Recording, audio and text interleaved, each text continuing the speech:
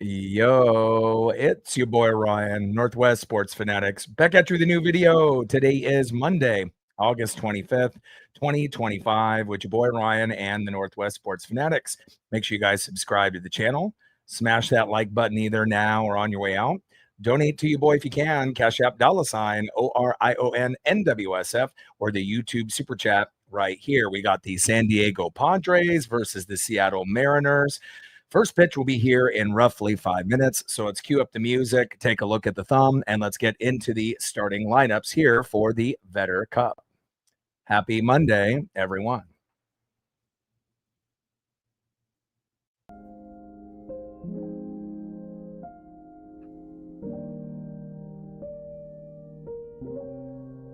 And on the thumb, on the left, right fielder stud, Fernando Tatis Jr.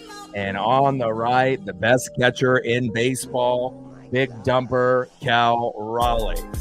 Now let's get into the starting lineups here first for the visiting San Diego Padres. Leading off for the Padres in right field, Fernando Tatis Jr. Batting second at first base, Luis Ariz. Batting third, playing third base, Manny Machado. Batting cleanup, batting fourth, DHing for San Diego, Ryan O'Hearn. Batting fifth, playing shortstop for the Padres, Xander Bogaerts. Batting sixth, DHing for San Diego, Gavin Sheets. Batting seventh, playing center field, Ramon Laureano. Batting eighth, playing second base, it's the Crone Zone, Jake Cronenworth. And batting ninth, catching today for the Padres, Freddie Fermin. And on the mound for San Diego with an 8-10 record, an ERA of 4.94, it is J.P. Sears. And now let's get into the lineup for your Seattle Mariners. Leading off for the Mariners in left field, Randy Arozarena. Batting second, DHing today for Seattle, big dumper, Cal Raleigh. Hit 48 and 49 last night, multi-homer game. Could we see home run number 50 this evening? A very good possibility. Batting third, playing center field, Julio Rodriguez. Batting cleanup, batting fourth, third baseman, Eugenio Suarez. Good vibes only. Batting fifth, playing first base, Josh Naylor. Let's go Nails. Batting sixth, catching today for Seattle, Mitch Garver. Batting seventh, playing second base, Jorge Polanco.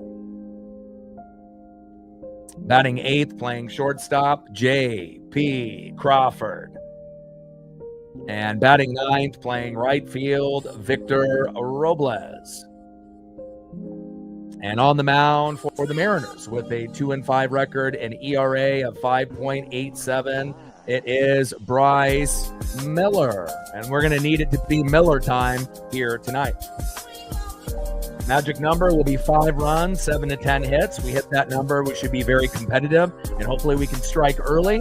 I don't expect us to score 11 runs, within the first 2 to 3 innings like we did yesterday.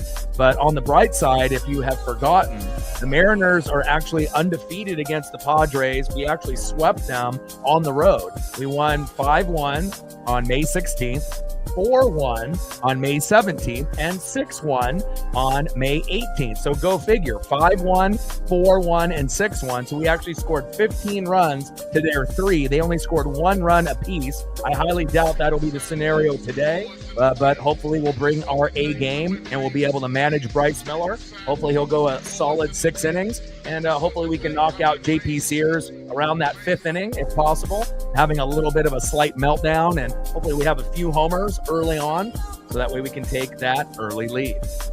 We're going to be shooting for 100 likes, 100 on the dono train, and 5 to 15 new subs. Cool Kid in the building, what's good? Daniel in the building, what's good?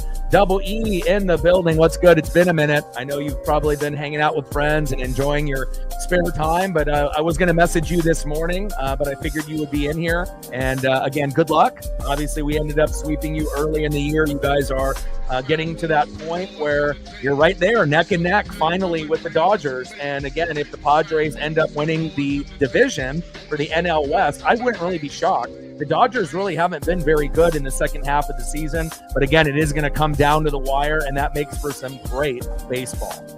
Captain in the building, what's good? Good to see you, my guy. Surprised that you're here. You have a different schedule for work. It's always good to be able to have you or all day, handling the lead mod duties. And again, great to be able to see you.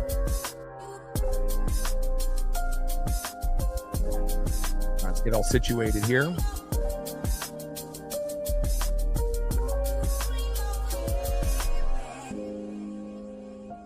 Zach in the building, what's good? Mark in the building, what's good?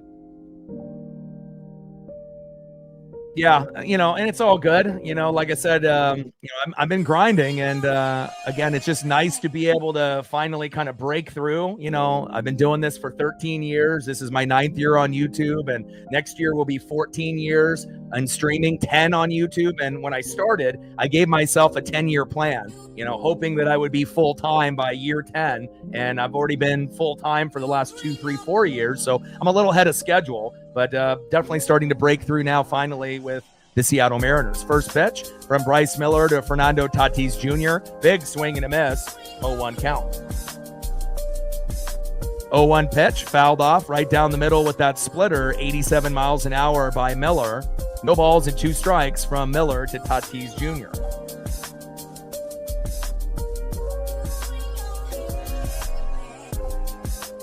Okay, great, man. It's always awesome when you're here.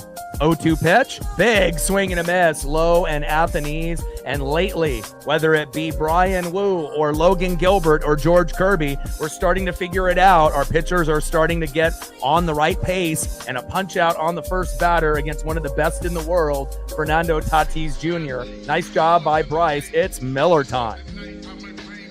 Next up is first baseman Luis Ariz. It's going to be, I don't even know how the hell we swept you guys at the beginning of the year, let alone Double E. You guys only scored 1 run in each game, which is a little wild. But obviously, it's not how you start, it's how you finish. And I expect you guys to be much better, obviously, the rest of the way. First pitch from Miller to Ariz, fouled off right down the middle, 0-1 count. And we're going to be shooting for 2 wins out of 3, for this Vetter Cup. And again, realistically, could we win only 1 out of 3 if the Padres play well? Of course, but I don't see any sweeps happening for either team. Each team is playing too well for that to happen. 0-1 pitch, big swing and a miss right down the middle. No balls and 2 strikes from Miller to Ariz. Yeah, well, plus, we played you at the very beginning of the season, and now we're, getting to that last home stretch. So roster is a little bit different for you guys as well. Getting JP Sears and Miller, the closer from the Athletics, Ryan O'Hearn from the Orioles. So it seems like you guys have kind of filled in some of the gaps that you needed, as well as Ramon Laureano. 0-2 pitch. And a big hit for Ariz all the way back towards the wall and safe at second, a big double to right. Nice job by Luis Ariz, one of the cleanest hitters in the game the last few years. Next up is third baseman Manny Machado.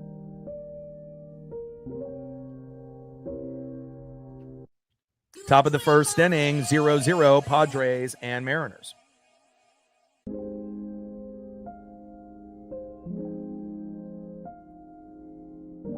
First pitch from Bryce Miller to Manny Machado, takes a strike looking right down the middle, 0-1 count. And I'm a little shocked how good Bryce is doing right here. I mean, he was pretty good for the first, 3, 4, 5 innings in his first start, and then, gave up some hits, RBIs, and home runs. But again, for a guy that's been injured pretty much the whole year and played through an injury, which he probably should have went to the IL sooner with back and elbow issues. It seems like all the pitchers are feeding off each other.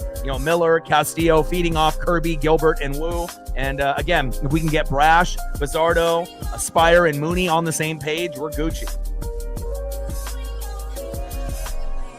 0-1 pitch, takes a strike looking high and away. No balls and 2 strikes to Manny Machado. 0-2 pitch, high and away with that slider, 88 miles an hour. 1 ball and 2 strikes from Miller to Machado. Yeah, I mean, you guys it feels like you guys have almost, flipped your team. It's like you had your main core and then you just filled in the gaps and picked up quite a few guys, throughout that deadline. And good for you, especially if you're going to try to beat the Dodgers and compete with the Phillies and the Mets and the Brewers and the Cubs. You're going to have to make those moves. 1-2 pitch, low and away. Could have been strike 3 right there on the corner, but Bryce Miller doesn't get the call. Hopefully they, call it right down the middle, but we will see. 2 balls and 2 strikes from Miller to Machado.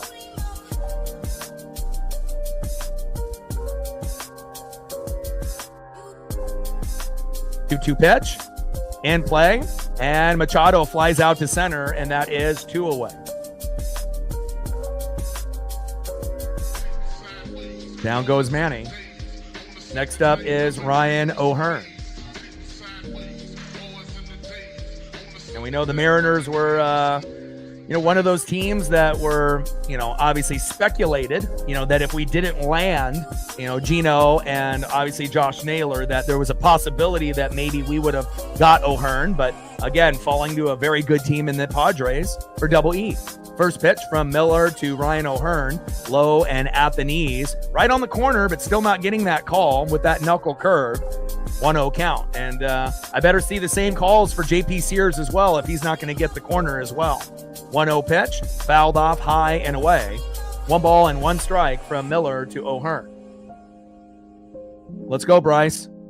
Miller on the mound, 2-5 record, ERA of 5.87, but again, he's been hurt pretty much the whole year, and he just got back with the team recently, so hopefully we'll be able to strike a little gold here late.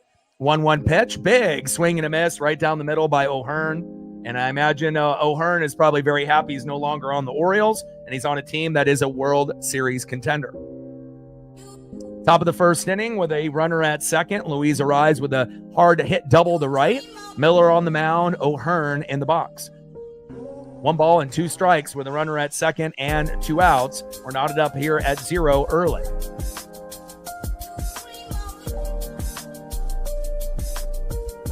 Wow, that's crazy. What do you speculate the reason why Tatis hasn't homered? Do you think he's there's an injury that he's not mentioning, or is it mechanics, or just on a cold streak? 1-2 pitch, and O'Hearn flies out to left, and that is out number 3. Well, hopefully he'll be able to get hot. I don't want him to get super hot. I mean, again, he can homer for you guys as long as, we try to get some dubs and we're competitive, but, we'll see if that ends up changing. Let's go to the bottom of the first inning with the Padres and the Mariners. I mean, we've had guys that have, had that type of problem as well. So, but lately, most of the bats have started to come alive. Obviously, we know Cal held it down for the first half, had 2 home runs last night in the matchup that I called. Home run number 48 to tie Salvador Perez and home run number 49. I went and looked at the career stats versus JP Sears since he was on the Athletics, obviously prior to coming to your team. He has homered once against JP Sears in the past. Same thing with Julio, Naylor, and I believe Garver. So half of the lineup has homered against JP Sears at least once. So hopefully we'll be able to get a little bit of magic here today. I would love for home run number 50 for Cal to happen today or tomorrow, but preferably today if we can get it. Leading off for the Mariners, left fielder Randy Arozarena. Let's go, Randy. We're going to need you to get the party started. Let's go. Batting second, the best catcher in baseball, DHing today, big dumper, Cal Raleigh. He makes not only Seattle proud, but every fan of the Mariners across the globe. We got ourselves a bona fide superstar. Maybe the best catcher in this generation for many years to come. Starting to look like it. And batting third, center fielder Julio Rodriguez. Didn't have a very great first half of the season, only a really good May. But again, he's a 300-plus hitter, after the All-Star break. And that hasn't changed, obviously, at this point in 2025. It's crazy. I was actually looking at some of the stats through the National League and the American League. There's not a lot of people batting over 300. Remember Double E a few years back? There would be like 8 guys in the American League and 12 in the National League. Literally, it's, Freddie Freeman, for the Dodgers, and then Trey Turner. And then that's it. And there's a couple that are right under 300, but hitting 300 isn't really something that a lot of players do anymore. It definitely has changed, being more of a pitcher's game nowadays. First pitch, and Arozarena grounds out, and that is one away. That is way too fast. Come on, Randy, work the count. Especially against JP Sears. I mean, this is a guy that we're familiar with, being on the Athletics after all those years. A very, poorly hit ball. Just got a little piece of it, and an easy out to first, one away. Next up is the big dumper, Cal Raleigh, and improved his stat line from the right-hand side, and that's been a big part of this, burst of Cal Raleigh in 2025. First pitch from Sears to big dumper, takes a strike looking right down the middle, 0-1 count. JP Sears, 8-10 record with an ERA of 4.94, so we may be able to get a few home runs early on JP, I'm hoping, within the first 5 innings. 0-1 pitch, fouled off right down the middle with the sweeper. 79 miles an hour by JP Sears. No balls and 2 strikes here in the bottom of the first. 0-0 Padres and Mariners. 0-2 pitch, high and away. Good eye by Cal. 1 ball and 2 strikes from Sears to Raleigh.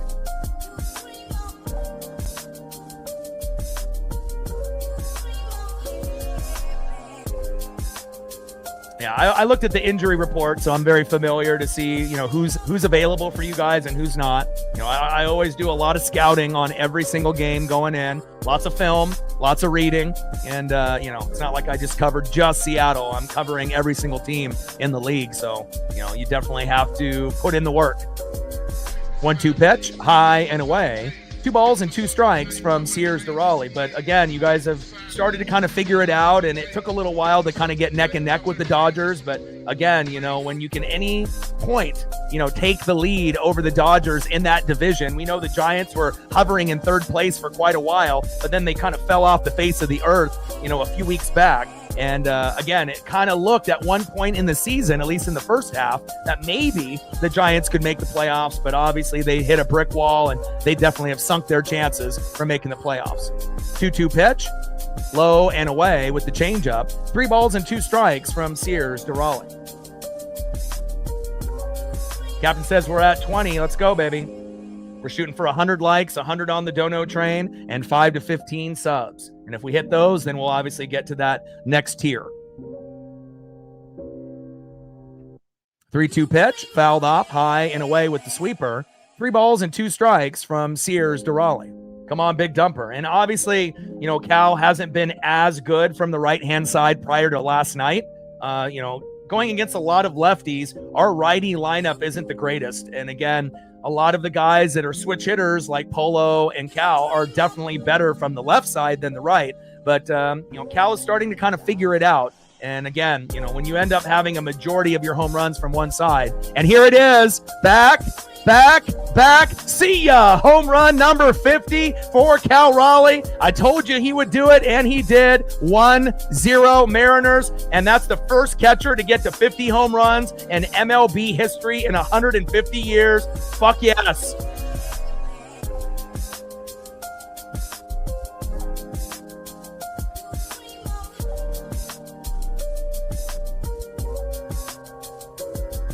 Let's go, baby. Second decker, 50, baby. Let's go, Cal. And again, I had a good feeling that he was going to homer today. Again, especially when Cal gets into a groove, once he ends up hitting a home run or 2, typically that next game or the next 2 games, he'll be in line, to be able to hit homers in consecutive games. That's what he was doing in the first half of the year. It just kind of took him a while to get another multi-homer game. And after a multi-homer game, very good chance of getting it. And like I mentioned at the beginning of the broadcast, he has homered against JP Sears before. And same is Julio, Naylor, and Mitch Garver. And there it is. Top of the first inning, nothing for the Padres. Bottom of the first inning, Cal Raleigh making some fucking history. Let's go, baby. That is a beautiful thing. Let's go, baby. Trident's up. The only player to be able to have more than 50 home runs besides Ken Griffey Jr. You're looking at it. 1-0 Mariners. Fuck yeah. Next up is Julio Rodriguez. First pitch from Sears to Julio. Fouls it off right down the middle. 0-1 count. And maybe we can get a Julio home run in this game as well. Very good possibility. You know, they're familiar with Sears, so let's go.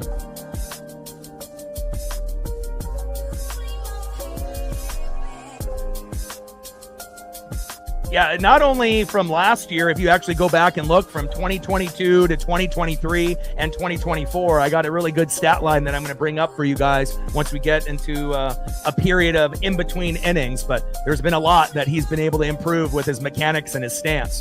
1-1 pitch, and Rodriguez flies out to center, and that is 2 away.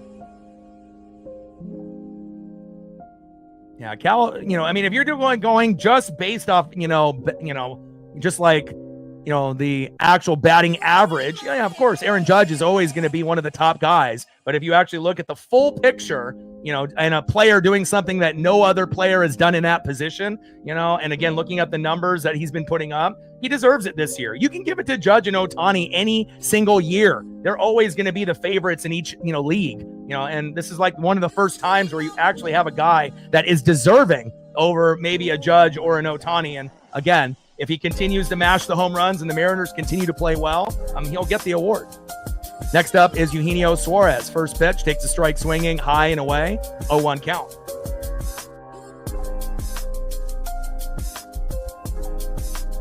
Pitch, high and away, 1 ball and 1 strike from Sears to Suarez.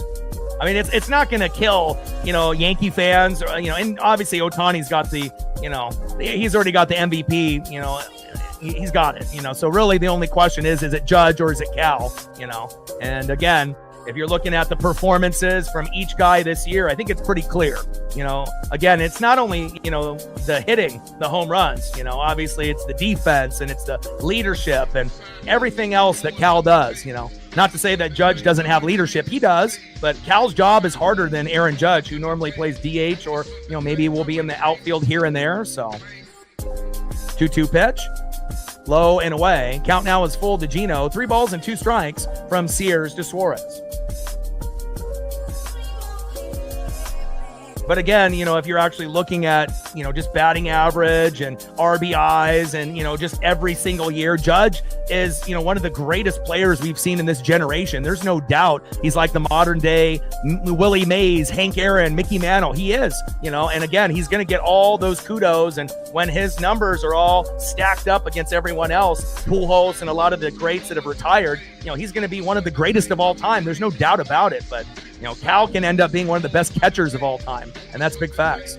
And Suarez strikes out looking on that 3-2 pitch, and that is out number 3. But not after Cal Raleigh makes history with home run number 50.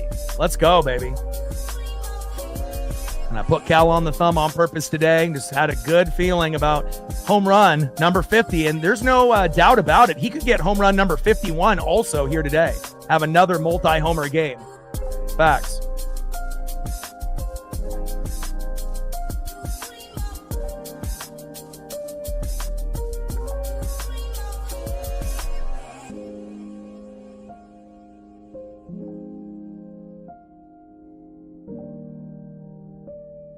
Second player to reach 50 home runs. Griffey did it in 97 and 98.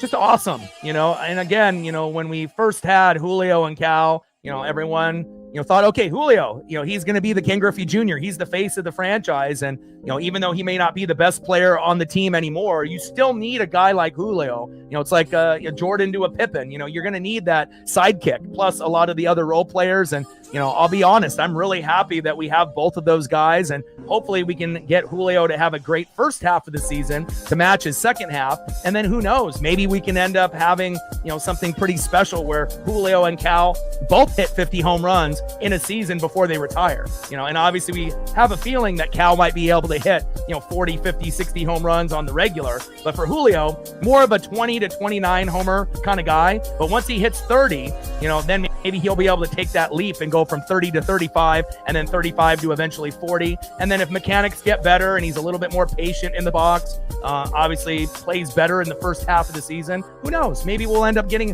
one, 50 home run season, in a 10 to 15 year career, maybe even two. Who knows? It's too early to say.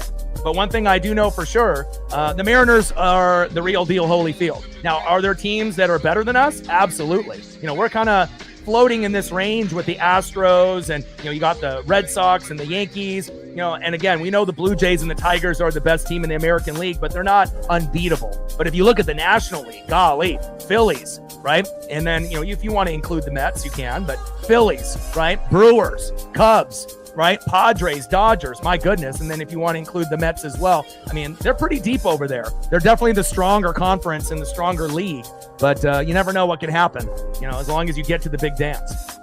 First pitch from Bryce Miller to Xander Bogaerts, takes a strike looking right down the middle, 0-1 count. Nice job, Cal. You're the fucking man.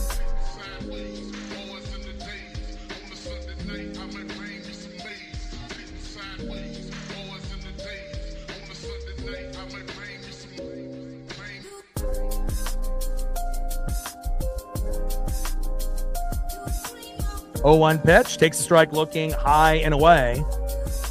No balls and 2 strikes from Miller to Bogaerts. 0-2 pitch, big swing and a miss, high and away, and down goes Bogaerts. Nice job by Bryce Miller, getting another punch out. Nice job. It's Miller time, baby. 1 away. Next up for the Padres, DHing Gavin Sheets. But something really quick about Cal Raleigh from 2021 to 2024, he had 413 plate appearances, 166 here in 2025. He only had a 202 average from the right-hand side in those 3 years, right? Now he's batting 281. 20 home runs in 3 years, 2021, 2022, 2023, 2024. So in 4 years, he only had 20 home runs. He's got 19 from the right side just this year. 271 on base percentage, 337, and slugging went from 410 to 693. So to be able to get 20 home runs in 4 years from the right-hand side as a switch hitter, and he's got 19, he's going to end up, increasing that number. And then obviously he just got home run number 20 for number 50. So he's tied what he's done in the last 4 years in playing and what he did just in this year from the right side. Pretty remarkable. And that's really what is taking Cal to that next level. Instead of hitting only a couple from the right side, now he's already at that 20. And some guys don't even have 20 homers from the left or the right at this point. 2-1 pitch, takes a strike swinging high and away. 2 balls and 2 strikes from Miller to Sheets. Panthers fan getting us started. $2 holla. Appreciate that. Every dollar counts. Stacks, racks with a little cactus jack. Bang, bang. Appreciate you. And hopefully you guys will get a little bit of a jump, in the conference. Obviously, we know the Bucks will be at the top, and the Falcons will be threatening. There's a good chance the Panthers, though, could get third over the Saints, and it's just slowly but surely, just starting to get a little bit better year in and year out. And I think most Panther fans, would take third place, and then eventually, if you can get closer to the Falcons, then we'll see what happens in the next few years. 2-2 pitch, fouled off low and at the knees. Knuckle curve there by Bryce Miller. 2 balls and 2 strikes from Miller to Sheets.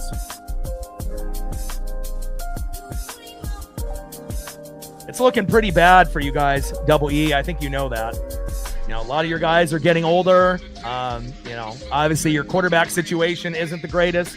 I imagine if I ended up doing reaction videos as Sheets blasts one, All the way back. See ya! And Sheets has just tied this game up. What a remarkable home run there by Gavin. And he wastes no time. 404 feet there off Bryce Miller. And now we're knotted up at 1. But, I wish the best for the Saints fans and whatnot. But I imagine with reaction videos, I know that, they'll watch when they're winning. But if they end up starting the year off like 0-3, might not be really a reason for me to do them anymore, because if they're not going to watch, because they don't want to watch the highlights, when they're losing, and it could be a long year. But on the bright side, if you guys do finish in last place, it could put you in top 5, position in the draft, and then you might be able to get your franchise quarterback or a few good pieces. So sometimes you got to take a step backwards to go 10 steps forward, and I think you already know that as well. Next up is Ramon Laureano.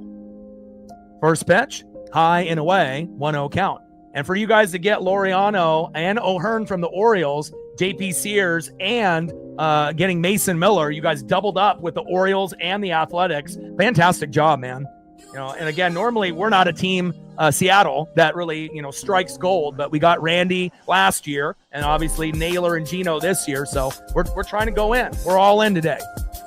1-0 pitch, takes a strike looking right down the middle. 1 ball and 1 strike from Miller to Laureano.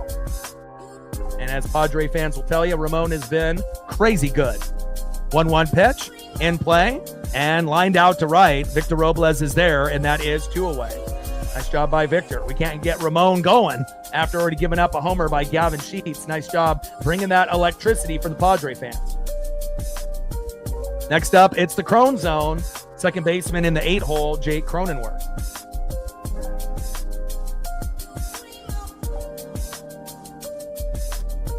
I think with the Chargers, again, it's kind of a wait-and-see approach. We assume that they will be pretty competitive. Raiders ended up getting Pete Carroll and Chip Kelly, Ashton Genty. Again, the Chiefs are the top dog. First pitch to Crone Zone. Back. See ya! Wow, Bryce Miller.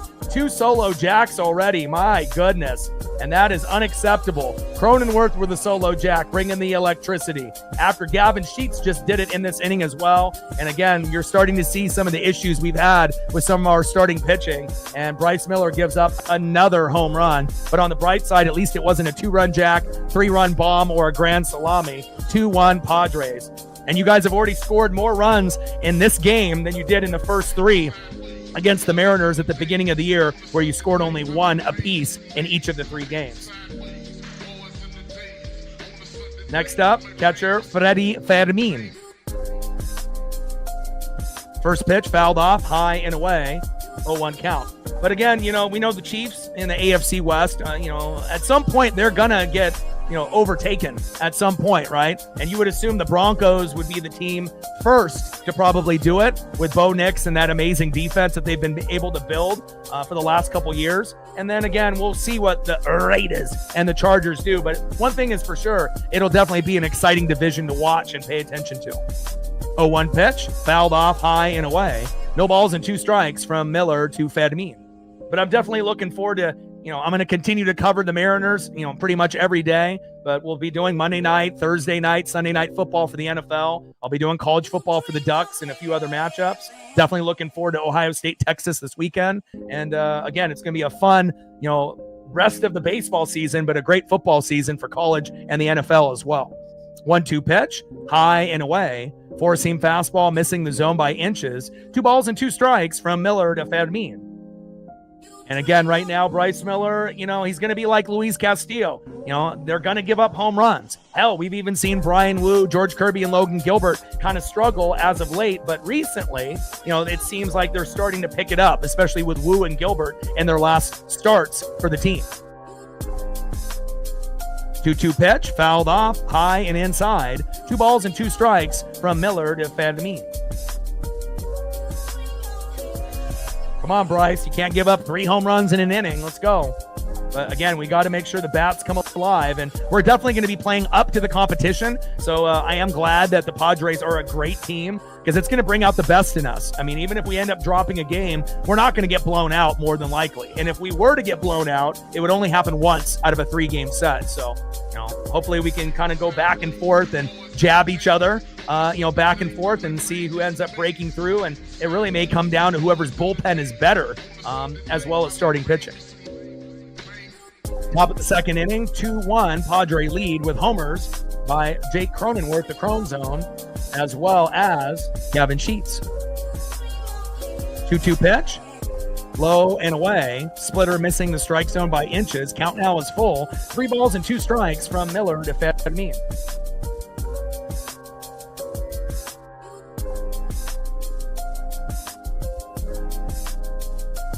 3-2 pitch. And good eye there. And that is a walk. Nice eyes by Fanatics by not getting baited on that pitch. Fanatics to first.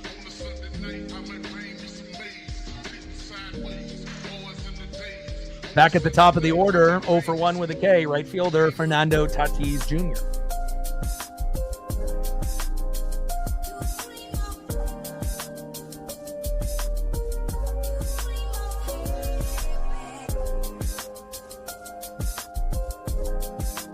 Top of the second inning, 2-1 San Diego.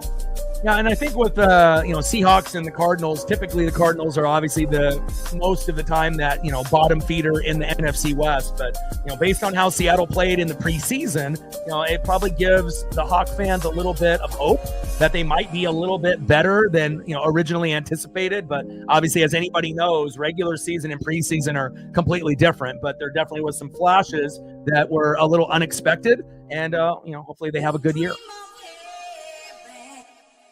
First pitch, low and at the knees, 1-0 count. Miller on the mound, Fernando Tatis Jr. in the box. I mean, we know the Niners got a lot of injuries at wide receiver. Rams look like they have the best team, top to bottom. But again, you have to earn it. So we'll, have to wait and see. But NFL season right around the corner. 1-0 pitch, low and away. 2 balls and no strikes from Miller to Tatis Jr. And we need to stop this bleeding. He's already given up 2 homers already. But again, for Padre fans, you have to be happy. You've only scored 1 run in the first 3 games. And again, we had 15 to your guys' 3, but definitely a different squad with all the different pickups at the deadline compared to when we played you in May. Oh my goodness, back. See ya. Wow, 3 home runs given up in this inning. Bryce Miller, what are you doing? Fernando Tatis Jr. with a 2-run jack, and all of those shortcomings that he had, not homering for a long period of time. Well, there it is. The home run slump has ended. 4-1 Padres. And again, this is not ideal for us Mariner fans after seeing a career-high 13 Ks out of Logan Gilbert yesterday and a fantastic performance by Brian Wu in the game before. Bryce Miller, you're not looking very good, my guy. You may have to go back to AAA. My goodness. A shout out to Fernando Tatis Jr., the Crone Zone, Jake Cronenworth, and Gavin Sheets. Obviously, this is a World Series contender. They're one of the best teams in baseball, and they're showing why they are one of the best. Nice job. Right pitcher, right situation. Now, if you guys were going against Wu and Gilbert, maybe this doesn't happen. Maybe you guys get 1 home run instead of 3. But, again, you guys have to take advantage as much as you guys can at this point, especially if you guys are trying to beat the Dodgers for the NL West. And for us Mariner fans, obviously, we've been in this position many, many times, and obviously it doesn't look good, but we're very good with 2 outs. We're very good in the 7th, 8th, and 9th inning. We just need to get a couple home runs ourselves to kind of match the energy, and hopefully we will. 0-2 pitch, fouled off low and away. No balls and 2 strikes from Miller to Arise. Come on, Bryce. And we don't really have too many guys giving up this many home runs, Even when Miller was kind of beat up at the beginning of the year, typical Mariner pitchers don't do this. But if there were guys that were to do this, it would be Miller and Castillo, or Logan Evans or Emerson Hancock. And some of those guys are obviously not on the team right now or injured, Hancock and Logan Evans. But, if you're going to be in the starting 5, you got to be better. And that's why I feel in a few years, Miller and Castillo probably won't be on the team.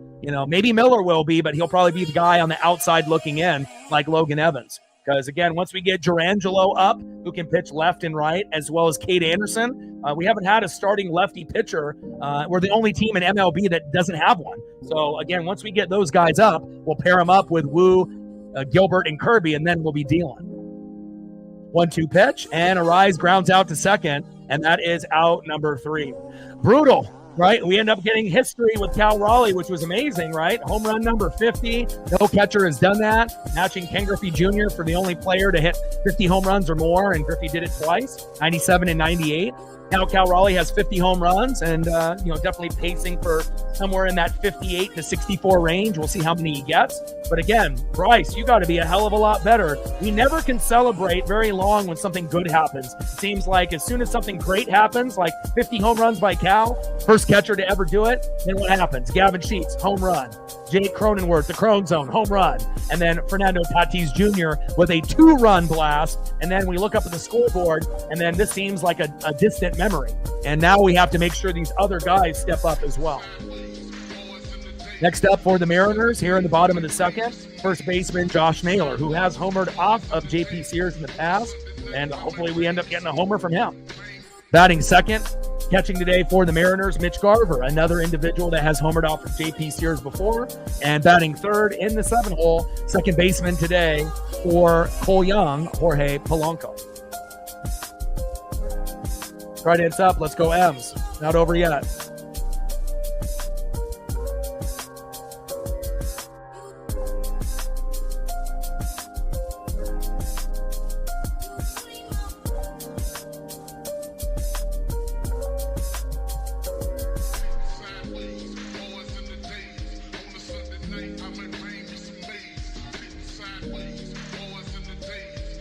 J.P. Sears on the mound, Josh Naylor in the box. Now, but you got to think, we've had 3 of our 5 starters injured for a good chunk of the year.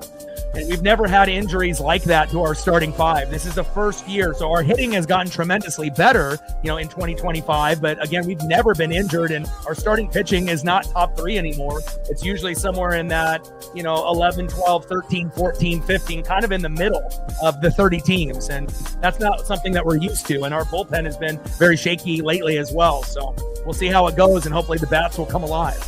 First pitch from Sears to Naylor. High and away with a 4-seam fastball, 1-0 count. 1-0 pitch, low and away. 2 balls and no strikes from Sears to Naylor. I mean, the National League is the better, conference. There's no doubt about that. I mean, if the Tigers and the Blue Jays are the 2 best teams in the American League, I mean, does anyone really believe that they could actually beat anybody in the National League if they end up playing the Phillies, the Brewers, the Cubs, the Padres, and the Dodgers? And the answer is fucking no. They might win 1 or 2 games, but they're not winning the World Series more than likely, unless some other guys get hurt. 2-0 pitch, and that is 1 away. Again, it's like Astros and Mariners are up and down, right? We know the Red Sox have gotten better as of late, but they're not a World Series contender, even if they make the playoffs. Yankees are reeling, Guardians up and down, and obviously the Royals are trying to, keep up there. So it's really, Tigers and the Blue Jays are great teams, but do they have the experience and enough players to be able to match up against the greats in the National League? I don't know. I think they could win maybe a game or 2, but I don't think that they could win 4 against the Brewers, Dodgers, Phillies, Padres. Maybe the only team that you could compete with is the Cubs. But what are the chances the Cubs come out of the National League? They have a chance, but it's probably not likely, even though they have a fun team to watch this year. First pitch to Mitch Garver. Takes a strike looking, high and away, 0-1 count. 0-1 pitch, high and away. 1 ball and 1 strike from Sears to Garver. 1-1 pitch. And Garver safe at first off a fielding error off Machado, and that is rare. You don't really see Machado with too many throwing errors like that. We'll take it. Nice job by Mitch. Next up is Jorge Polanco.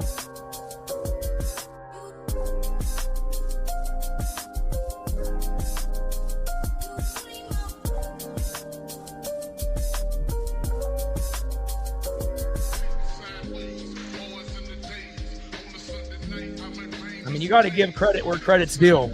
Yeah. I mean, obviously saying something like that, you must be a Blue Jay fan, But again, the National League, if you just watch your team and that's it, that's one thing. And here's Polo on the first pitch. Here we go. Back. See ya. And just like that, Jorge Polanco, 2-run blast with Garver on board, 361 feet. It barely went over into the front row, but we'll take it. 4-3 Padres. Fuck yeah. Nice job, Polo. Bring that electricity. And I told you, Mariner fans, it's not over yet. Here we go. We got to make up for Bryce Miller's shortcomings. And there we go. That's how you do it with Jorge Polanco. Trident's up.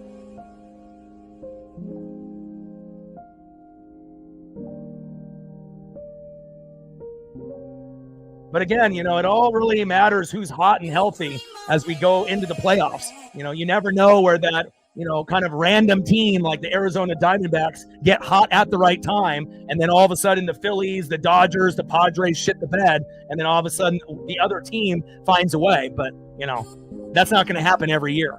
First pitch to J.P. Crawford. Deep hit into center and safe at second. Nice job by JP. And JP off JP. I like it. JP Sears starting to get a little shaky out there. A little bit of a meltdown like Bryce Miller. Nice job by Crawford. And now we got another runner in scoring position for Victor Robles. Let's go, Victor. What a high-scoring affair here early. 4-3 in the second inning. Let's go.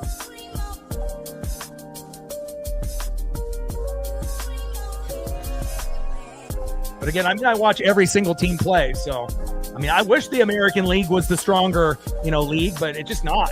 If you look at the way that the Phillies and the Brewers and the Cubs and the Mets and the Padres and the Dodgers play, it's just, they're very dominant. Are they beatable? Yeah, they're beatable. But if you look at the teams in the American League, like if the Astros and Mariners were more dominant, to pair up with the Tigers and the Blue Jays.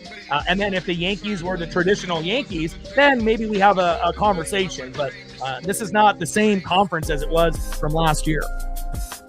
Bottom of the second inning, 4-3 Padres. I love it, baby. Let's go.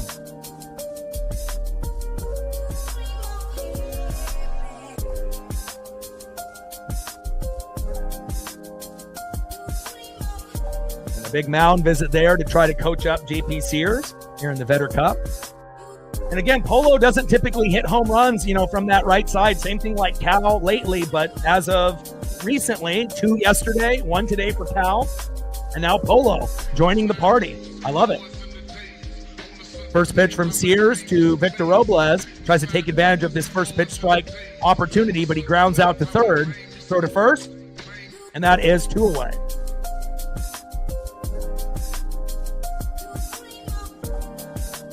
Next up, at the top of the order, 0 for 1 left fielder Randy Arozarena.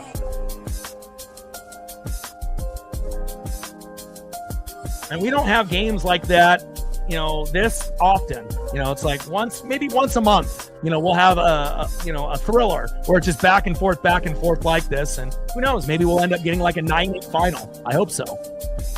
I want pitching to be good, but obviously that window has already ended with JP Sears giving up these home runs and Bryce giving up fucking 3 in the first. Not good. Or in the second, excuse me. 0-1 pitch. Big swing and a miss. Low and away to Randy. No balls and 2 strikes from Sears to Arozarena. 0-2 pitch. High and away. 1 ball and 2 strikes from Sears to Arozarena. Bottom of the second inning, 4-3 Padres. We already had history made. Cal Raleigh hit home run number 50 in the first inning to give us the early 1-0 lead. But Bryce Miller gave up 3 home runs. Gavin Sheets, solo dinger. Jake Cronenworth, the Crone Zone with a solo dinger, and Fernando Tatis Jr. with a 2-run blast. And now Polo with a homer to kind of even the score. And that is out number 3 for Randy Arozarena. But at least we were able to get that 2-run blast. And normally when the Mariners get down, that doesn't happen. Usually we do something good, right? We get a home run or a big RBI. We celebrate for like 30 seconds, and then the other team, takes the lead or matches what we just did.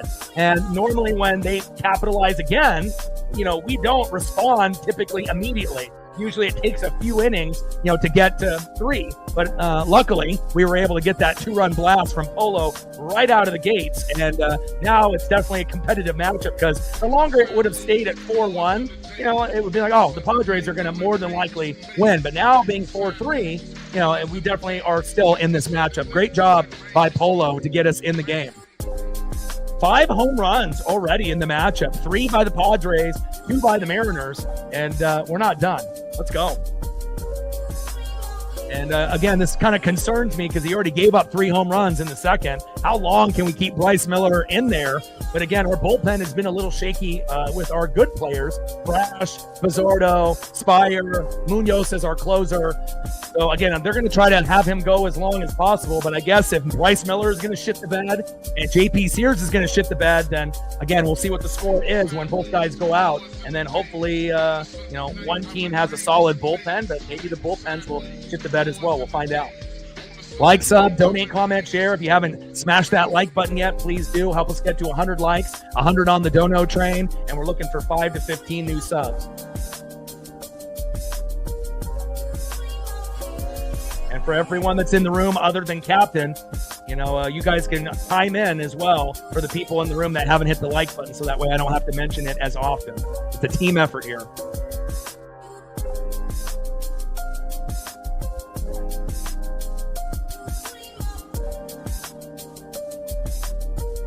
Gained 2 subs already. 61 to go to 21,600.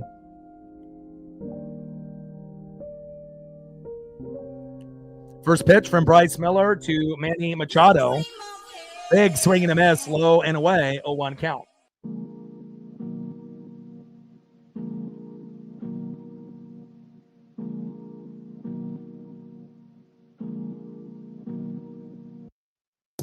All right, we got 150 in the room. What are we doing on the likes? All right, we're at 55. That's a little bit higher than I anticipated, so that's a good sign. 45 more to be able to get to our goal. Now 44. So we have 100 people in the room that haven't done it. So if we can get half of the 100 to do it, we'll be at the goal, and then we can go to the next goal. 1-1 pitch, high and away. 2 balls and 1 strike from Miller to Machado. Top of the third inning, 4-3, Padre lead. Appreciate that, Judah.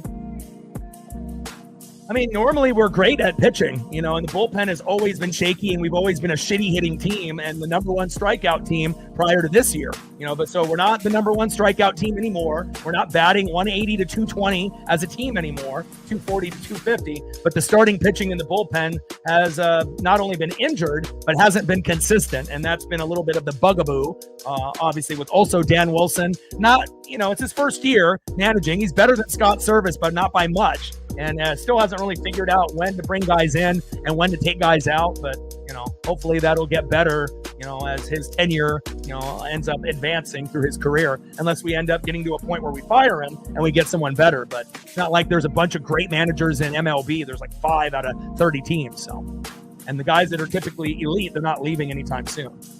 2-2 pitch, fouled off, high and inside. 2 balls and 2 strikes from Miller to Machado.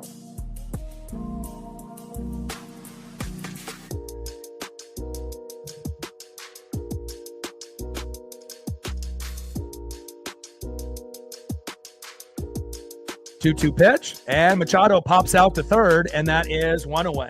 Gino is there.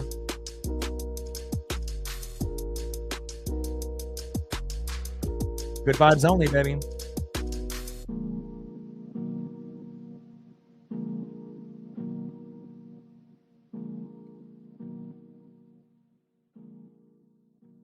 And that is 1 away. Next up for Bryce Miller, Ryan O'Hearn. First pitch to O'Hearn, takes a strike looking, high and away, 0-1 count. 0-1 pitch, big swing and a miss right down the middle. No balls and 2 strikes from Miller to O'Hearn.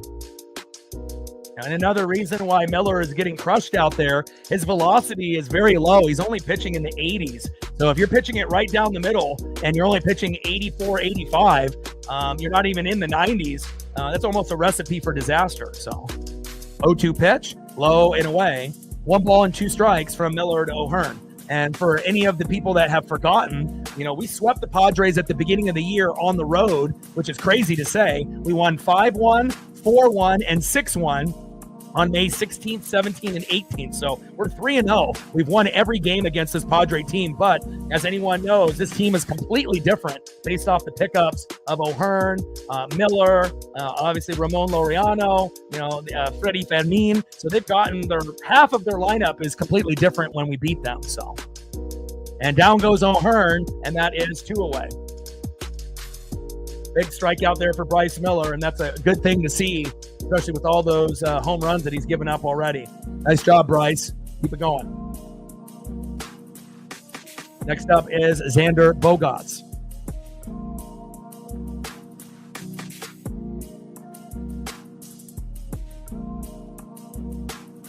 Yeah, I think it needs to be refreshed. Let me refresh it.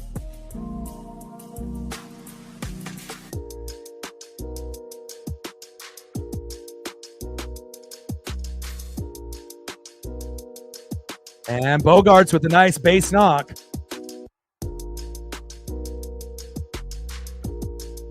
There we go. And they got a updated look that they just debuted here today. So we got a brand new looking scoreboard, and I think it looks a little bit better than the old one. The numbers are a little bit more bold, with the logos and whatnot. So again, they had to do an update, and we are good to go. Appreciate that. Anytime you end up seeing something like that, obviously that's not on my end. That's going to be on ESPN's end. So just give me a holler in the chat, and I'll hit the refresh button if needed. So just like, obviously with the microphone issue that we had, that wasn't my internet. That was just something through the streaming program that I use, which usually doesn't happen. But again, technology. 1-1 pitch, high and inside to Gavin Sheets. 2 balls and 1 strike from Miller to Sheets. But I think the scoreboard looks better than it did before. A little bit more bolder.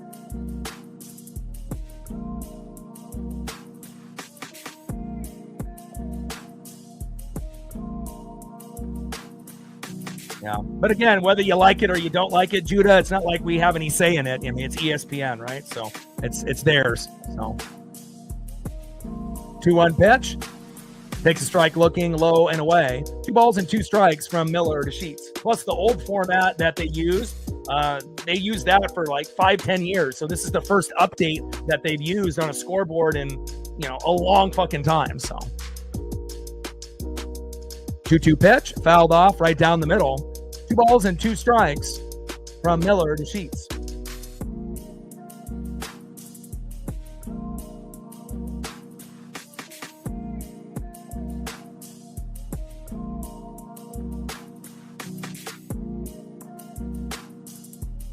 Top of the 3rd inning, 4-3 Padres. And down goes Sheets for out number 3. There we go. Let's go to the bottom of the 3rd inning and see if we can tie this game up. Well, you already know ESPN, is trying to, take over WWE, NFL Network, and it's like, the whole reason we liked NFL Network is it wasn't a part of ESPN. The whole reason we liked WWE because it wasn't a part of ESPN. And now it's like they're just trying to force everybody, to either pay the $30 a month, to join the new upgraded application and whatnot, unless you end up having cable. But not everyone has cable anymore. It's not as common as it was, 5-10 years ago. A lot of people just have apps that they pay for, and instead of just having like one app, it's like, as everyone knows, it's like you got Netflix and Disney Plus and Apple TV Plus and Hulu, and you got so many different ones. It's I can definitely see some of these streaming sites getting a lot more traction, not only this year but moving forward. Let's go to the bottom of the 3rd inning. MLB TV Network 4-3 Padre lead.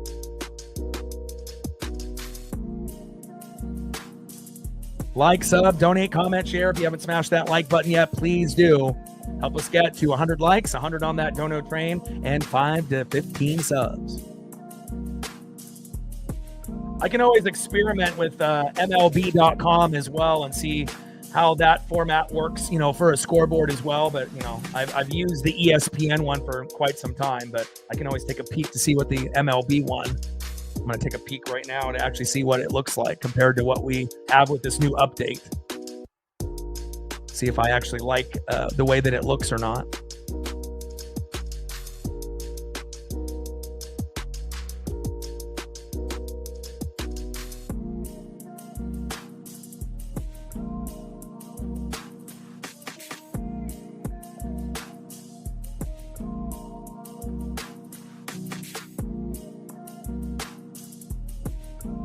Next up for the Mariners, 1-for-1 with a run and an RBI. Solo dinger hit number 50 in the 1st inning, the only catcher in MLB history to do so. You're looking at the MVP of 2025 in the American League. Going to pair up with Shohei Ohtani in the National League, even though Judge will be very close. Big dumper at Cal Raleigh. First pitch, from J.P. Sears to Big Dumper, low and away, 1-0 count.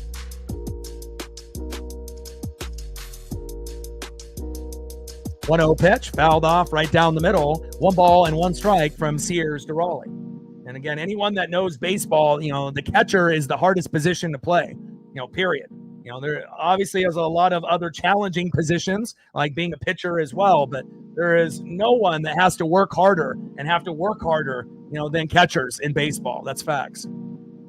Just like in NFL, you don't get a whole lot of love for the offensive line or the defense or special teams or coaching. It's not just about the quarterback, running back, wide receiver, and tight end. Those are glorified by the media. But anyone that knows football, you have to have a good O-line, D-line, defense, coaching, and play calling, because it doesn't matter if those other spots are good or not if you don't have the other.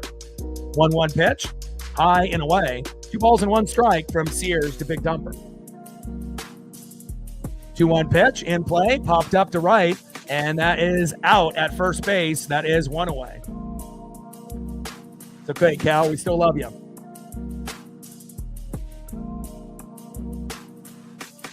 Next up is center fielder 0 for 1, Julio Rodriguez. Trident's up. Let's go, Julio. And again, Julio has homered off J.P. Sears in the past, so don't be shocked if Julio homers today against Sears as well.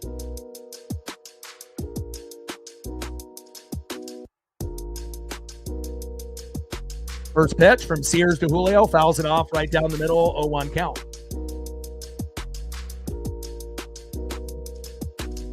0-1 pitch, takes a strike swinging low and at the knees. No balls and 2 strikes from Sears to Rodriguez. And I don't know if ESPN thinks if they end up, buying, these certain rights for WWE and NFL Network, it's not going to make people think ESPN's great again. It's like they haven't been good since Stuart Scott was alive, when they were the only ones that had highlights. Like, ESPN has been in the gutter for years.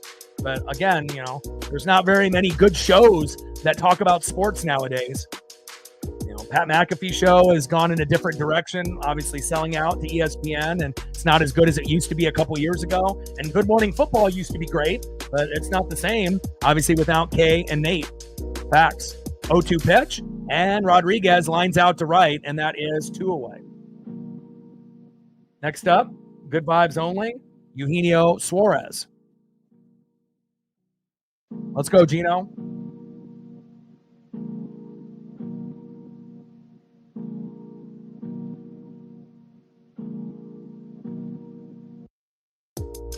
First pitch to Eugenio Suarez, high and inside by J.P. Sears, 1-0 count. Bottom of the third inning, 4-3 Padres, with nobody on and 2 outs. 1-0 pitch from Sears to Gino, high and inside. 2 balls and no strikes from Sears to Suarez.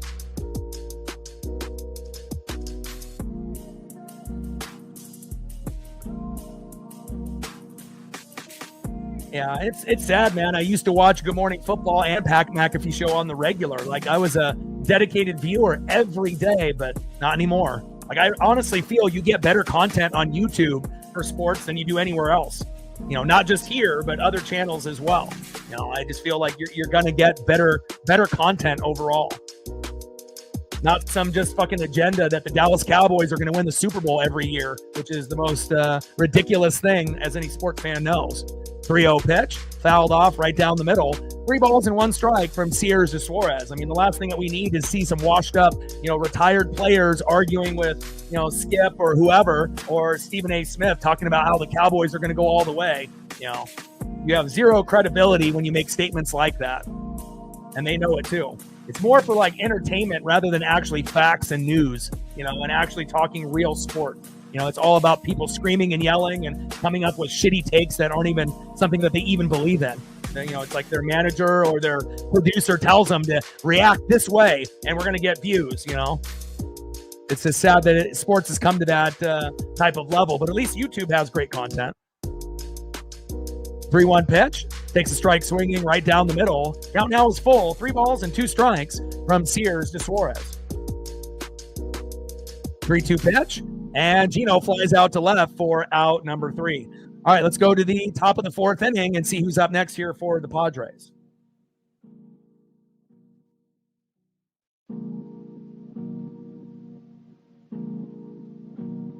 Bryce Miller on the mound, gave up 3 home runs there in second. We'll see what we get here.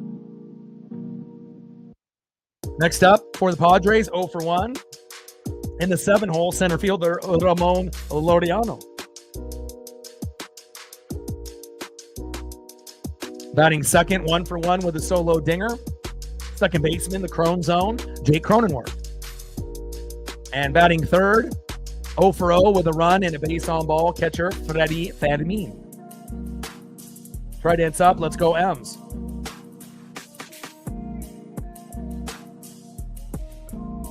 Oh, favorite is O-Dog and Sir Charles. Oh, thank you so much. I'm blessed.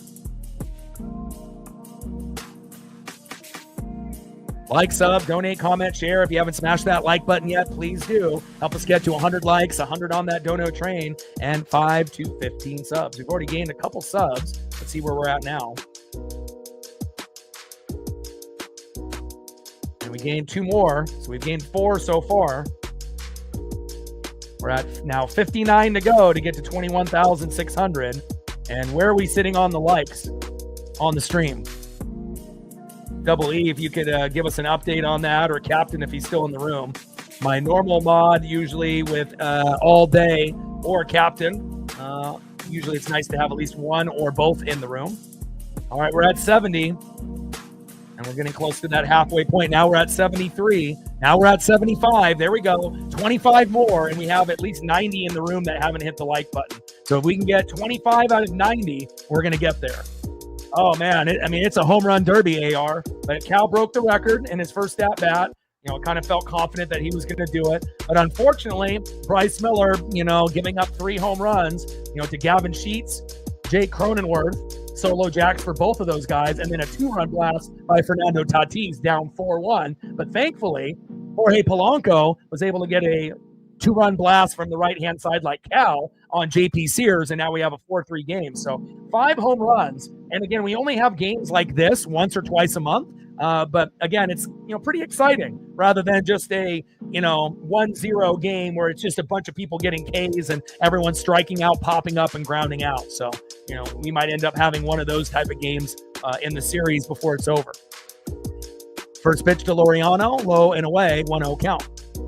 But you can definitely tell Miller and Castillo are the weak links out of the starting 5.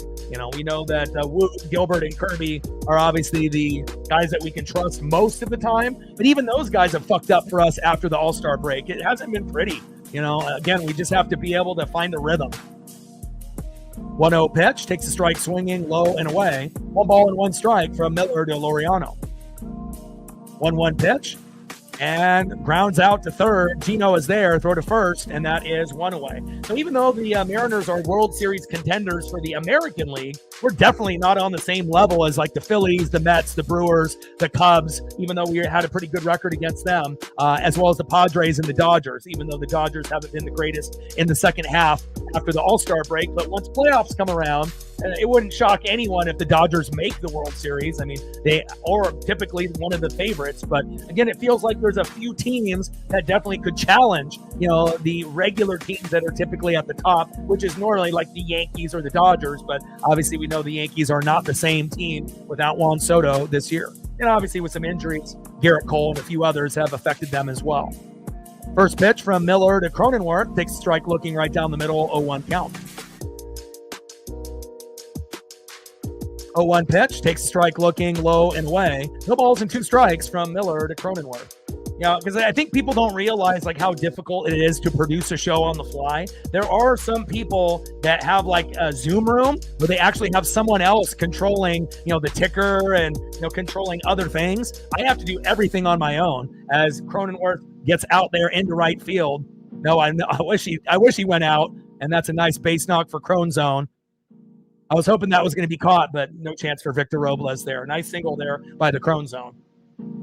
Next up is Freddy Fermin. But, it's like most people when they stream, they just hit start stream and that's it. But it's like I got to do play-by-play. I got to do color. I got to do, control the music. And then on top of that, I got to be able to do the photos. And I have to kind of tell a story with the photos the best way that I can. And, I know some people appreciate it, but I feel like a lot of people don't really fully understand like what you're getting here. You're getting the full original experience for an MLB stream that you're not going to get anywhere else. So 0-1 pitch, takes a strike looking right down the middle. No balls and 2 strikes from Miller to Fermin. And all the background music is all 100% original from my friend Brooks Beats, who's an up-and-coming producer here in Oregon. So, again, anytime I can support my friends that have dreams and goals that actually have talent, I'm definitely going to do that. 0-2 pitch, low and away. 1 ball and 2 strikes from Miller to Fermin.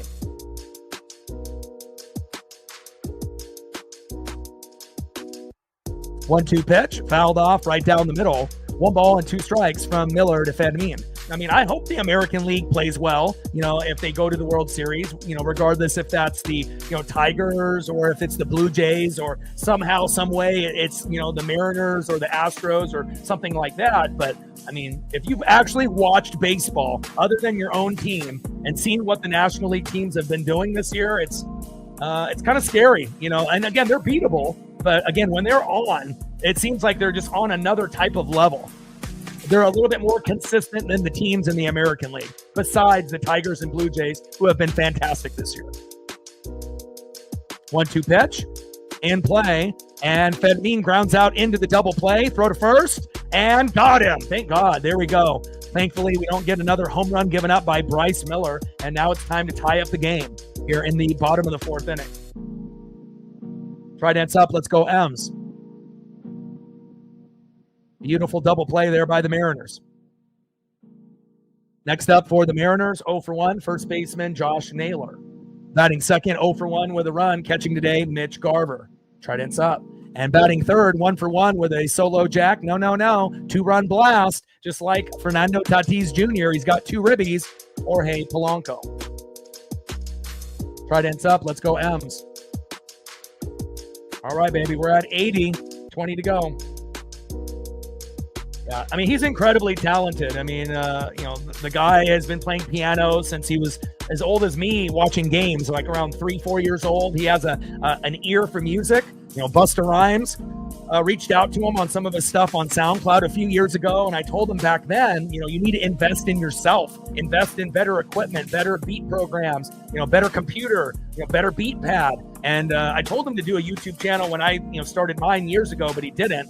And a guy, he can, he's got a lot of other hobbies, too, riding dirt bikes, and now he's into health, and obviously he's running like mini marathons, half marathons, full marathons, and me and him, we're pretty chubby, a few years ago, and both of us have dedicated ourselves to exercise, and we both have dropped about 90, 100 pounds, but the difference is he's actually running like marathons now, and imagine like DJ Khaled, but skinny, and that's my friend Brooks Beats, and again, he's starting to break through with some artists, here on the West Coast, and pretty soon it wouldn't surprise me if you see some of his beats or music in movies, TV, commercials, local artists, and who knows, maybe a big artist, I'm hoping one day a big artist, R&B, rap, or whoever, will end up, buying a beat from him. And if he can get like $5,000, $10,000 for one beat, then obviously that'll be his foot in the door to be able to do it again and again. And he can actually start making a living off just doing beats. And then he won't have to do his regular job anymore.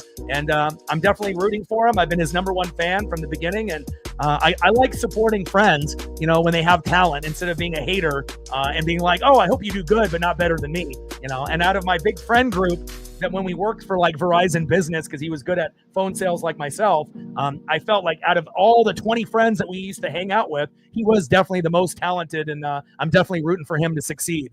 I mean, nothing would make me happier in life to see him succeed on a high level. First pitch from Sears to Naylor, and a beautiful single to left. There we go. Nice job by Josh.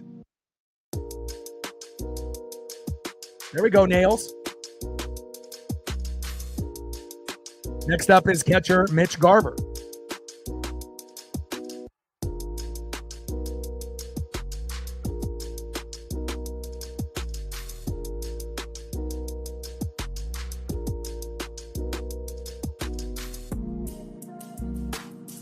Well, I didn't go to school in Seattle. I didn't even go to school in Washington. I live in Oregon. So, again, I have like certain, Washington ties and whatnot with certain teams that I rep and whatnot. But, I wouldn't be able to answer that question for you.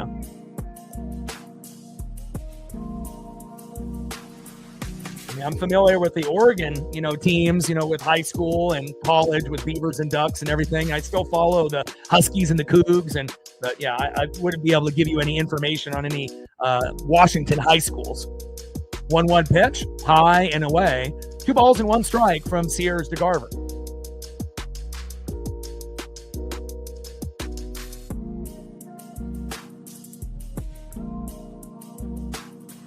Appreciate you. Bottom of the 4th inning, 4-3 Padres. Got 5 home runs already in this matchup, which makes the game fun. You don't want to see your pitcher, shit the bed, Sears and Miller today, but it's also cool to see home runs once in a while, especially if you've seen some games where it's been, 1-0, 2-1. Games like this sometimes are refreshing, obviously, if you end up being the team that wins at the end. 3-1 pitch. Takes a strike looking right down the middle. Count now is full. 3 balls and 2 strikes from Sears to Garver.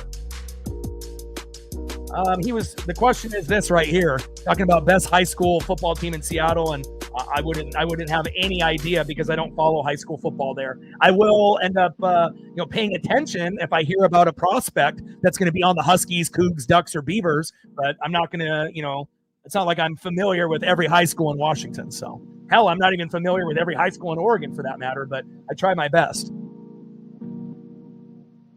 And Garver with a walk. We'll take that. There we go. Good eye by Mitch.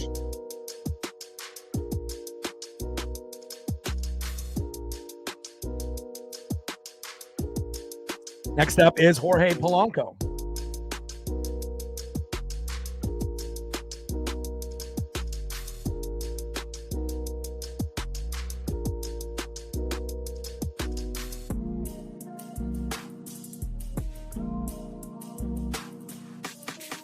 First pitch to Polo, takes a strike looking, high and inside, 0-1 count. 0-1 pitch, high and away with the changeup, 83 miles an hour. 1 ball and 1 strike from Sears to Polo. And I also think another thing that really separates, this stream, besides the thumbnails and the presentation and the photos and the music, is, based on the analytics and the stats and the description. I think that we give you more, here on giving you, a visualization of the game, rather than just calling balls and strikes. Giving location and what type of pitch it is very important to not only the average fan, but to a fanatic. 1-1 pitch, fouled off right down the middle. 1 ball and 2 strikes from Sears to Polo.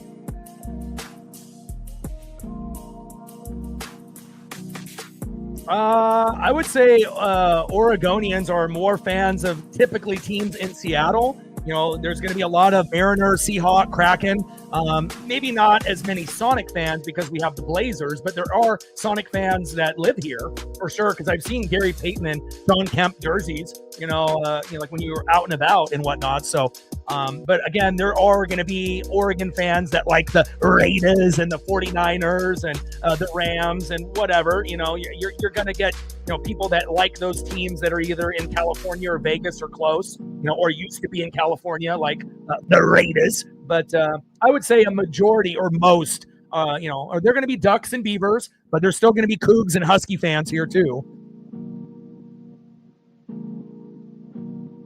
And Polo with a nice base knock into left. There we go. And now we got bases loaded. Naylor to third, Garver to second, and now Polo to first. And we're about to take the lead. Let's go. My, oh my. Next up, could we get a special play? Maybe a grand salami by J.P. Crawford. I'll take the RBI single. And that might be it for J.P. Sears. I was hoping he would get out by the 5th, and maybe we'll get him out by the 4th. I mean, it's bottom of the 4th with bases loaded and no outs. He might be done here. I mean, best case scenario for them, they get a double play off JP, but I'm hoping that we can score at least 1. Because remember, just because you have bases loaded or runners at second and third or first and second or on the corners at first and third with no outs, that doesn't mean you're going to score. Unfortunately, the Mariners have been one of those teams like other teams that have gotten 0 runs off bases loaded and no outs. But do I think that's going to happen here? No. I think we are going to, at least at the bare minimum, we'll tie the game up. We'll at least get a sac fly at the very least before this inning is over. But hopefully we can, get a RBI single, RBI double, triple, home run, and we can continue this rally. All right, JP stays in the game, but I got David Morgan in the pen warming up. We'll see how that goes. Elliot, what do you feel about David Morgan? You like or no? First pitch from Sears to Crawford. Takes a strike looking right down the middle. 0-1 count. JP Sears, 8-10 record. ERA of 4.94. So you knew we could get some action on him. But I don't think we anticipated Bryce Miller giving up 3 home runs at the beginning of the game. But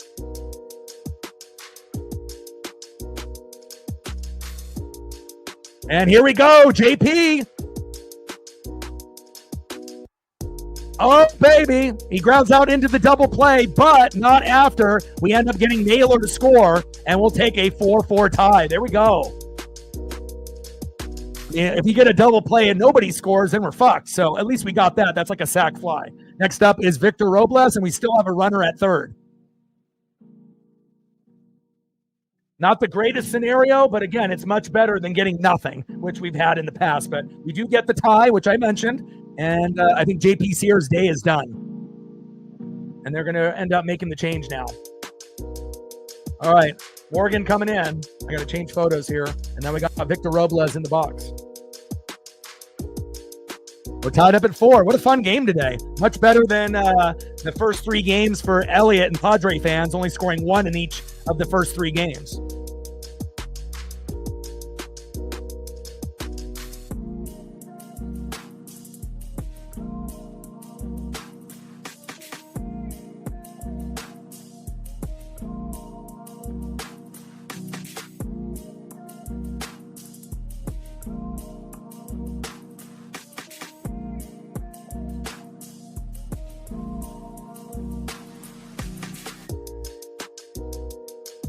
All right, David Morgan coming in for JP Sears. And he'll be facing Victor Robles. 4-4 tie here in the bottom of the 4th inning. Fun game to play. Fun game to watch. Fun game to call.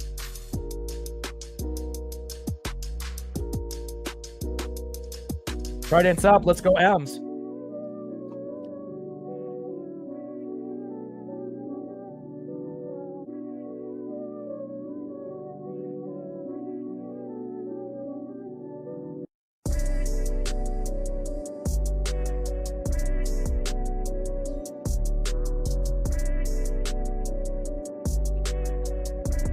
Go, baby.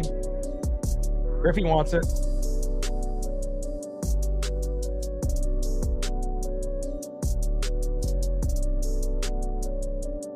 We'll see if we can get Victor Robles with the RBI single. And Victor is due for a home run for the Mariners. You know, he's been hitting home runs in AAA, and we don't know when the suspension is going to be finally, set in stone. And hopefully it gets reduced from 10 games to 5 games. But we're happy that we have Victor Robles helping us win, in the time being. First pitch to Victor Robles, takes a strike looking right down the middle, 0-1 count. David Morgan coming in for JP Sears.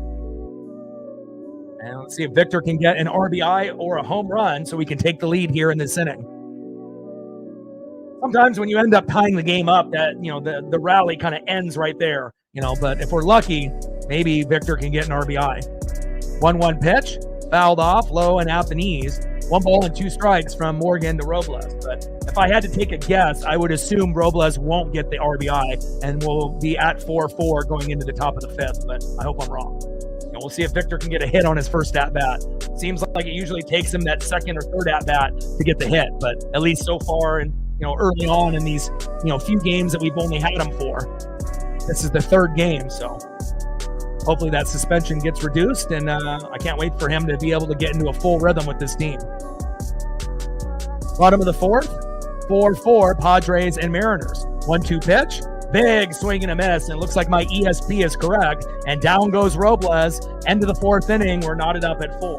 And again, I'm going to come up with a few of those things, just like that gut feeling, and also it's based off, what I've seen, in previous at-bats and remembering. A lot of times history repeats itself. I wish I was wrong and we would have gotten a home run or an RBI, but normally it takes a couple at-bats for Victor to get going. And nice job by David Morgan and the Padres to be able to get out of that inning, not fully unscathed, but again, with bases loaded and no outs. Hell, we could have been up by 3 runs at this point and had a 7-4 lead, but again, we'll take it. You got to crawl before you walk, or tied up at 4. Let's go to the top of the 5th inning. Let's see who's up next here for the Padres. Next up for the Padres, 1 for 2 with a 2-run blast. Right fielder, Fernando Tatis Jr. Batting second, 1 for 2, first baseman, Luis Ariz. And batting third baseman, 0 for 2, Manny Machado. And it's pretty wild to think that there's only 2 players in the National League that are batting over 300. Just even a few years ago, we used to have 10 guys in the National League, maybe 8 guys in the American League, but it's Freddie Freeman and Trey Turner, and that's it. But there are a couple that are close, in that high 290s, but the game has completely changed. It's not really a hitter's league anymore like it used to be. And we're not even talking about the steroid era. We're talking past that. But again, with the shifting, not being really done anymore, with the pitch calm and obviously the clock and everything, and making the games go a little bit quicker, it definitely favors the pitchers. You still have to be able to hit your spots, but it definitely is harder to be able to have those big numbers nowadays. And that's why, the Aaron Judge fans are saying, well, look what Judge is doing, even though he's not homering at the same kind of pace as Cal. But then on the flip side, Cal's a catcher. Cal's not a fucking center fielder or an outfield guy, and he's good at defense on top of that too, and playing the hardest position. So it's not like, I feel like a lot of the Yankee fans and the Judge people, it's like, you have to realize Cal is not playing the same position, as like a Judge or an Ohtani. It's completely different, It's like almost if we had like Pudge Rodriguez playing in this generation and he's doing what, Cal is doing right now. You got to give guys like that credit. It's such a hard position to play. First pitch from Bryce Miller to Fernando Tatis Jr. Takes a strike looking high and away, 0-1 count. But it definitely feels like Cal is the new Pudge of this generation, which is pretty cool. Yogi Berra, Johnny Bench, right? Mike Piazza, Buster Posey, Pudge Rodriguez, and now you got Cal Raleigh. 0-1 pitch and flied out to center, and no fly zone is there with Julio, and that is 1 away. Down goes Tatis Jr.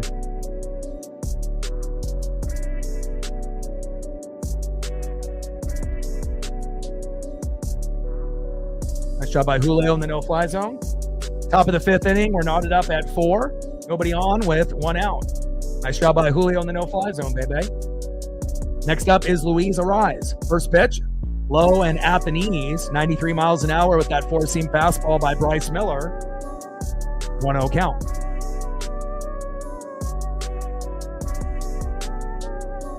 One-0 pitch, takes a strike looking low and at the knees. 1 ball and 1 strike from Miller to Ariz.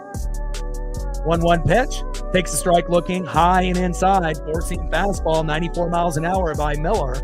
1 ball and 2 strikes from Miller to Ariz. Great game so far. 5 home runs, 8 runs total, 4-4 tie in the top of the 5th. Oh yeah, Gary Carter, Carlton Fisk, definitely got to mention guys like that too. Absolutely. I mean, it really depends on what generation you grew up in, and depending on how old you are as well, for sure. 1-2 pitch, and Ariz lines out to left. And that is 2 away.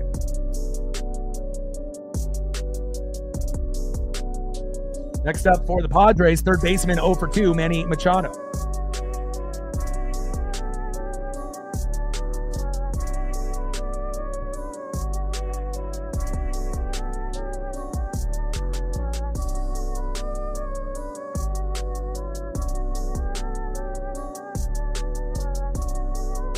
First pitch from Miller to Machado, high and away, 1-0 count.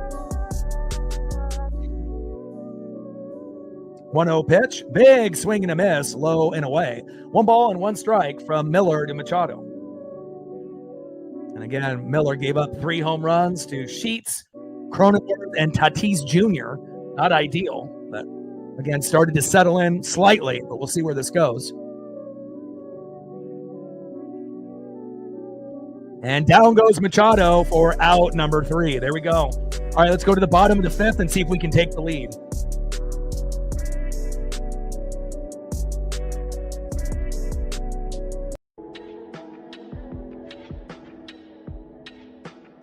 And Randy Arozarena makes out number 3 out there in left field.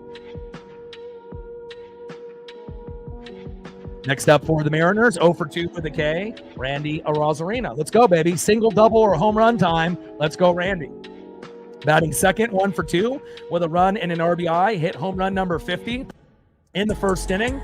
Only player to hit 50 home runs as a catcher all time in MLB history in 150 years. Big dumper, Cal Raleigh.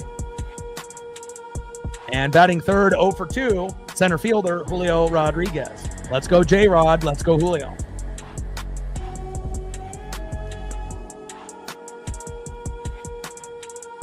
There we go. We're at 90. We're getting closer. Still have about 100 people in the room that haven't hit the like button. We get 10 people out of 100, and then we're at the goal, and then we can move to the second goal of 125. And we're at 1 on the dono train, 99 to go. And then let's see where we're at on the sub count.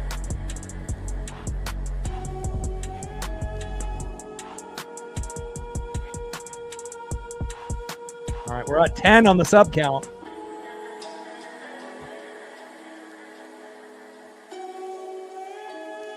All right, 55 subs to go to get to 21,600.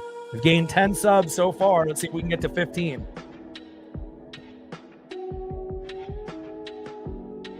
Bottom of the fifth, 4-4, Padres and Mariners.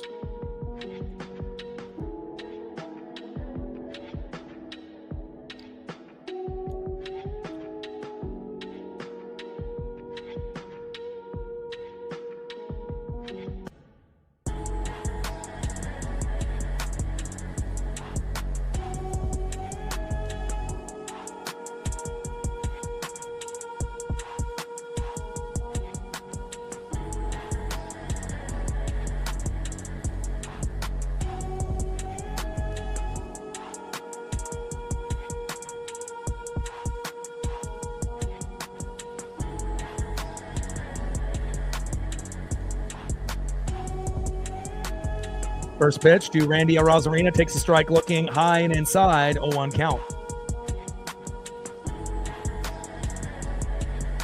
Come on, Randy.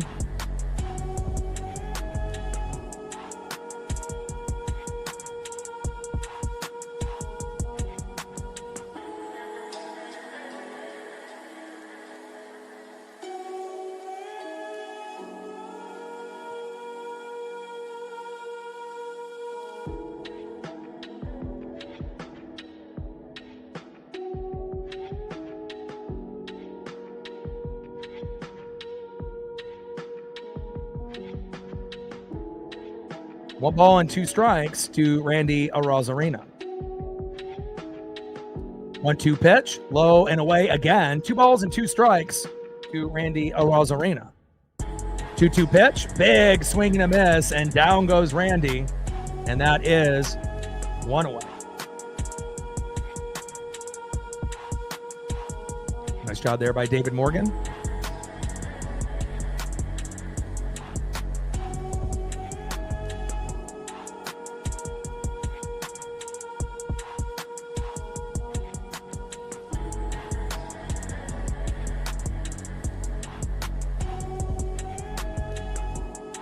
Next up is big dumper Cal Raleigh. Bottom of the fifth, 4-4, Padres and Mariners. Morgan on the mound, big dumper in the box. First pitch, takes a strike looking right down the middle, 0-1 count.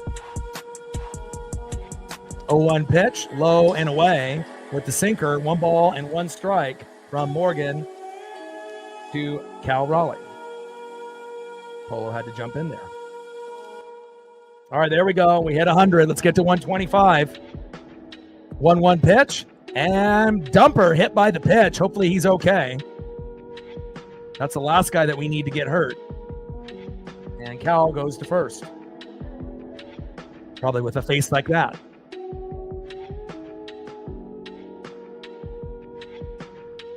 Next up for the Mariners is Julio Rodriguez. Don't be hitting our guy. Come on, Morgan. Fans have a collective boo at T-Mobile.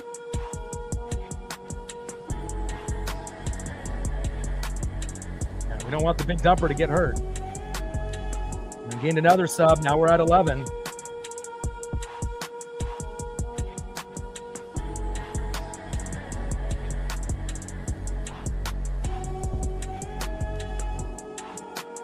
First pitch from Morgan to Rodriguez. Takes a strike looking low and at the knees. 0-1 count. 0-1 pitch. High and inside. 1 ball and 1 strike from Morgan to Julio.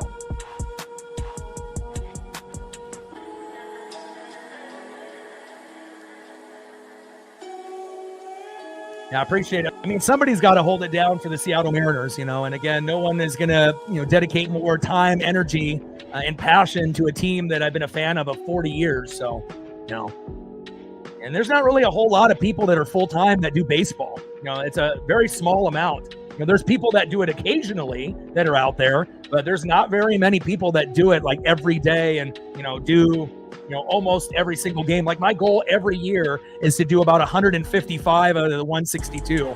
And if I end up missing a game a month, it's only going to be because of a WWE pay-per-view or PLE like WrestleMania or SummerSlam. That would be like really the only reason.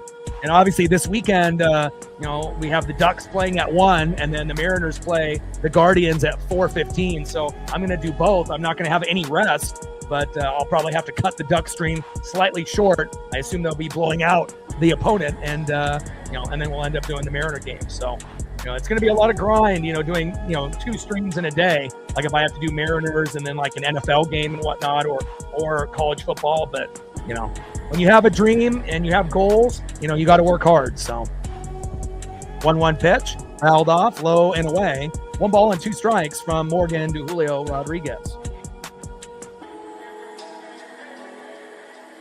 Yeah, but I'm not going to do Monday Night Raw over a Mariner game.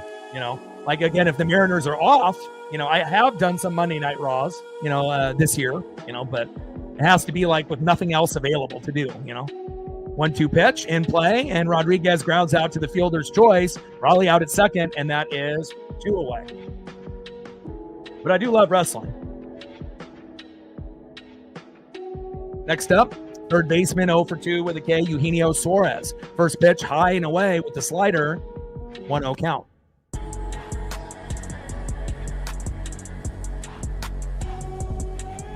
1-0 pitch, big swing and a miss, low and away. 1 ball and 1 strike from Morgan to Gino. Come on, Gino.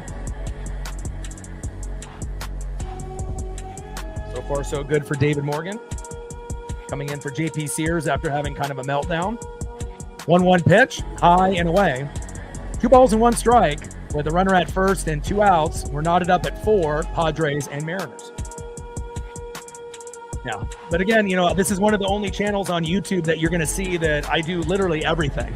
Basketball, baseball, football, hockey, NASCAR, wrestling. Like you don't really see that many people, doing like everything. Most people do like one sport, like just NFL or just baseball or maybe, 2 sports if you're lucky. But I think that gives us like the most versatility on any channel on YouTube that covers sports and wrestling. So 2-1 pitch, high and inside. 3 balls and 1 strike from Morgan to Gino. 3-1 pitch, high and inside, and Morgan walks Gino. We'll take that.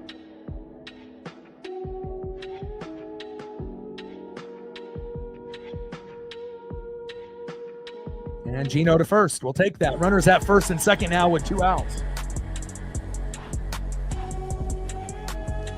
All right, next up, first baseman Josh Naylor. This would be a great time for a 3-run blast or a big RBI single. Let's go Naylor.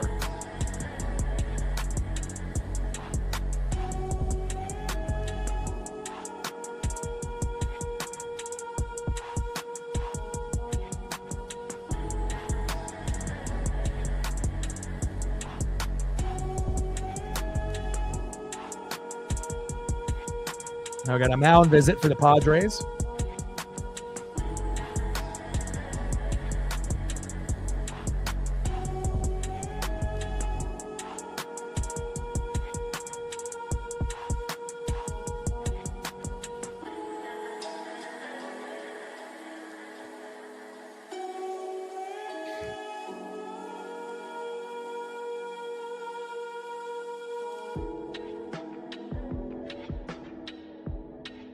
Let's go, Nails.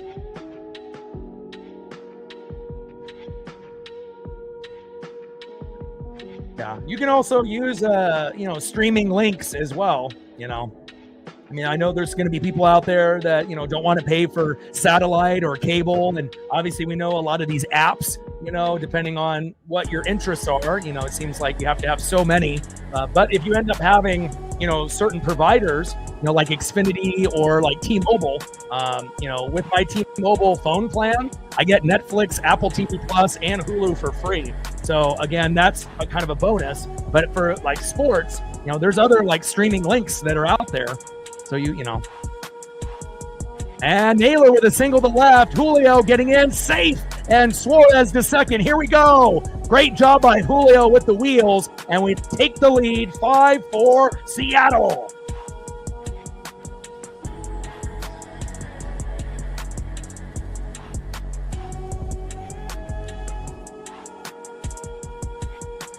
Let's go, baby. That's what I'm talking about. Nice job. Nice job by Josh, baby. Let's go. You the man. 5-4 Seattle. Let's see if we can continue the rally with 2 outs. Let's go, Mitch Garver. And again, if we can get anything, out of Garver or JP or Robles, to kind of add on the cherry on top, and it's like you never expect Garver to hit a home run. And then when he does, sometimes it ends up helping us really win the game. But at this point, we would be happy, just him getting on base. But he does have the ability to get an RBI single, if we can get that runner from second to fly home like Julio did based off that Naylor single.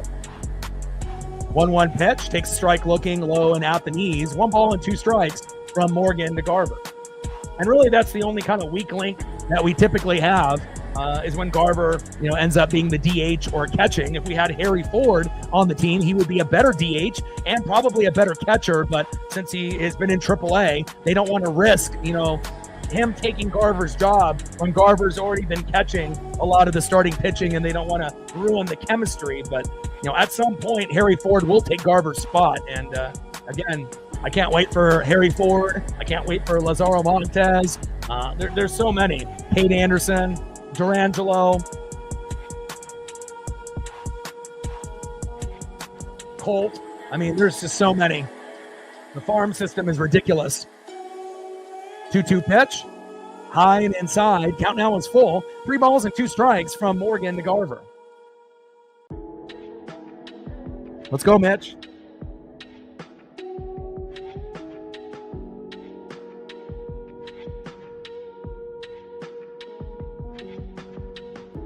Three-two pitch. Good eye by Mitch. And there we go. We'll take a plunk or a walk, and he has good eyes. He doesn't get greedy and try to be the hero. And now we have him at first, Naylor to second, Gino at third. Here we go. Next up, Jorge Polanco, who already has a 2-run blast. Could he have a grand salami here and put us up 9-4? I mean, we'll take an RBI single or double if we can get it. Let's go, Polo. Bases loaded, baby. Give me this. Give me this, baby. Bring that electricity, Polo. Bottom of the 5th, bases loaded again on the Padres with 2 outs. And luckily, we're very good with 2 outs. And we're good in morning and afternoon games, which we haven't really been that great in years past.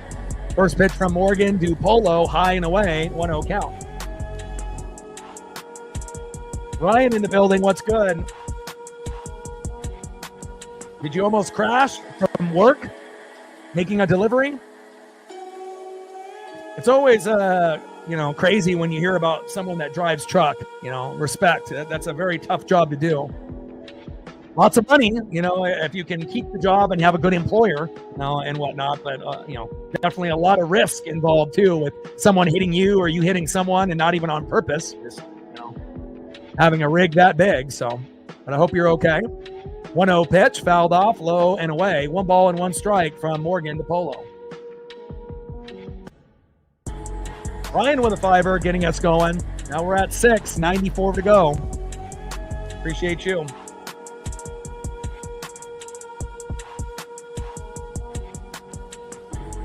Let me know what you want to do for a photo in between the innings, and I got you. You did crash. Uh-oh. $5 holla. Stacks. Racks with a little Cactus Jack. Bang, bang. Was it your fault or was it someone else's? I'm happy that are you okay? Are you in the hospital? Or just like on the side of the road? 2-1 pitch, fouled off, high and away.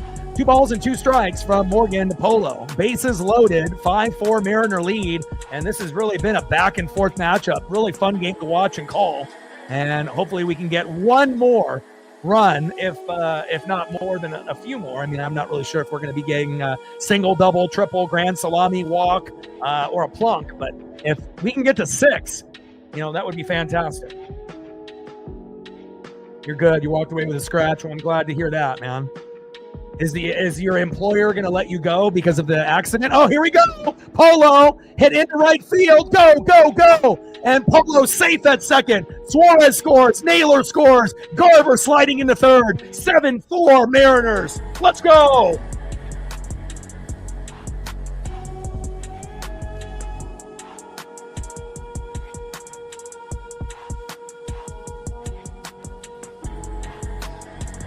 Let's go. That's what I'm talking about, baby. Polo having himself a game, baby. Look at Polo's follow-through swing. Beautiful. Polo, baby. Way to bring the electricity, Jorge Polanco. And again, with 2 outs, it's like we have no outs. I love how free we play. Next up is J.P. Crawford. We got runners at second and third. Hell, we get another big hit here. It could be 9-4 or 10-4. On deck, Victor Robles. And this is the best team that we've had top to bottom, since 2001. So, I mean, again, this has been a lot of, waiting, being patient, and then finally, being able to construct a team where we feel that we can compete with the other teams in the American League and the National League. And again, we started off the game with a Cal Raleigh solo dinger, home run number 50. He should be able to get the MVP this year. He'll probably hit somewhere between, you would assume, 58 to 64 home runs. You would assume somewhere in that range, depending on if he has some multi-homer games. But let's do a quick recap while they change pitchers. Raleigh homered to left, 419 feet, made it 1-0 Mariners. Then Bryce Miller gave up 3 home runs in the second. 1 to Gavin Sheets, 1 to Jake Cronenworth, and then a 2-run blast to Tatis Jr., making it 4-1. And I know a lot of Mariner fans were like, oh, fuck, this game's over. But again, I said, just have the patience that we're going to come back. We're going to get some home runs. And then in the bottom of the second, thankfully, Polo ended up getting a 2-run jack with Garver on board. And then it was 4-3. And then every Mariner fan, kind of felt a little bit better at that point. Then Crawford grounds out to the double play when we had bases loaded and no outs, but we scored a run, right? So we ended up getting at least someone to come at home, which was Josh Naylor. Then it was 4-4, all right? Then now in the 5th, Naylor singles to left. Julio scores from second base. I mean, he was flying out there, right? 5-4, and then Polo doubles to right. Suarez scores, and Naylor again. Garver at third now, and now it's 7-4. So, again, we've seen a lot of these Seattle Mariner players step up. And as I'm looking at the score sheet, box score, Randy, Julio, Gino, and Garver are the only ones that don't have hits. And there's a good chance that, that might change here very shortly. And here we go. Another one. Oh, my. Unbelievable. Polo doubles to right, and now we get Crawford single to center. Garver scores. Polo scores. 9-4 Mariners.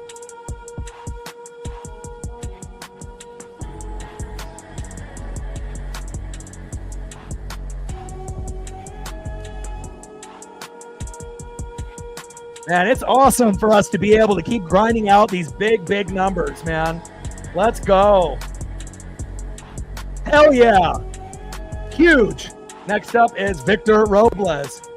And they got Peralta in the game, and they're just having meltdown after meltdown. Let's go. And you got to think the Padres are one of the best teams in baseball, and it kind of shows you. When we play like the Athletics and the Angels, we have a lot harder time than we do with the Astros and the Rangers. When we play good teams, it brings out the best in us.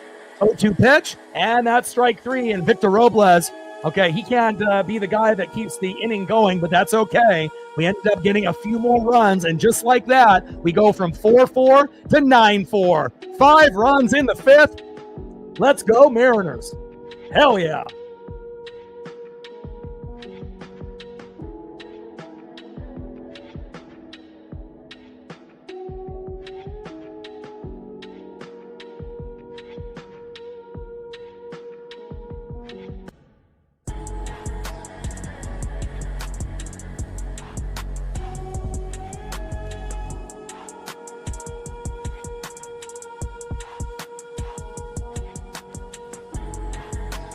Holy cow, that's a pretty big crash there, my guy.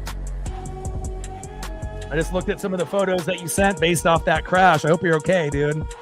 Wow. All right, let's go to the top of the 6th inning. 9-4 Seattle. Let's go, baby. Like, sub, donate, comment, share. If you haven't smashed that like button yet, please do. Help us try to get to 200 likes before the stream ends. We're looking to try to get to the 100 on the dono train. And obviously, normally 5 to 15 subs. Last time I checked, I think we were at 11 new subs. But let's see where we're at now. Let's take a quick peek. Here we go, still at 11. Hell yeah. What a game so far.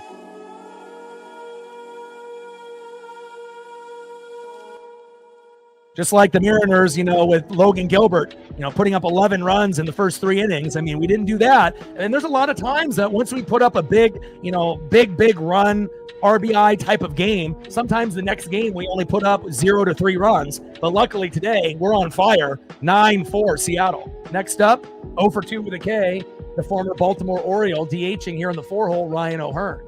Batting second, shortstop in the 5-hole, Xander Bogaerts. And batting third, DHing in the 6-hole, Gavin Sheets. Trident's up, let's go M's. And we're undefeated against the Padres. We beat them 3 times already at the beginning of the year. 5-1, 4-1, and 6-1 on May 16th, 17th, and 18th. I don't know why, for whatever reason, that we own the Padres, but again, we'll see what happens in Game 2 and Game 3. But good teams, the World Series contending teams, bring out the best in us. And again, it's kind of funny, when we play like the shitty teams, we play down to the competition and sometimes lose. But when we play elite teams, normally it brings out the best in us. It's not like we're going to win every time, but usually we don't get smoked. But now we're bringing in Caleb Ferguson, and in a blink of an eye, the Padres could come back real quick. We don't have a whole lot of faith in Caleb. First pitch, takes a strike looking high and away to O'Hearn, 0-1 count. 0-1 pitch, takes another strike looking right down the middle. No balls and 2 strikes to Ryan O'Hearn. 0-2 pitch, and got him. Wow. Is this the good Caleb? 1 away. I wasn't expecting that. Down goes Ryan O'Hearn. Next up is Xander Bogaerts. But our bullpen has not been very good lately. So we'll see how this goes. Bogaerts up next for Caleb Ferguson. First pitch from Ferguson to Bogaerts, low and at the knees, 1-0 count. Top of the 6th inning, 9-4 Mariners with a 5-run bottom of the 5th inning. Huge.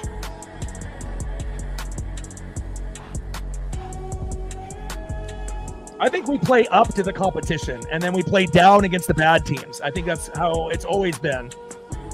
Because, we never really have problems with the Astros and the Rangers or the good teams. Sometimes we get our ass kicked like when we played the Phillies on the road. But when we're at home, we can beat anybody. Even the elite teams, regardless if it's the Tigers, the Blue Jays this year, or if it ends up being, the Phillies, the Mets, the Cubs, the Brewers, the Dodgers, the Padres. And again, sometimes you're only going to win 1 out of 3, but we feel at home, we can win 2 out of 3 and sometimes sweep. But when we're on the road, it's a completely different story. ERA is doubled, pitching is shitty, bullpen is shitty, and typically hitting isn't as good on the road, but you could say that pretty much for everyone.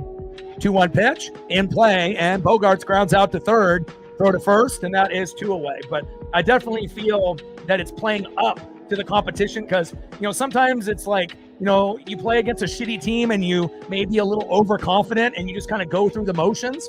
And it's like, pop up here, ground out. It doesn't seem like the sense of urgency to win is there when you're playing kind of the White Sox or the Marlins or even the Athletics or the Angels. But then when you play a team like this, there's no room for fucking error. You got to be able to, hit some uppercuts early and continue to jab all game. And if not, you're going to get knocked the fuck out. So this isn't going to always be the scenario for us at home, but we're much better at home, just like every other team in baseball, than on the road. Really, the only one good team on the road this year that has 10 games above 500 is the Milwaukee Brewers. Everyone else is only a few games above 500, at 500, or below 500 on the road. So the Brewers have figured out how to win on the road, but no one else has for the other 29 teams in MLB. Next up is Gavin Sheets, who's 1 for 2 with a solo dinger.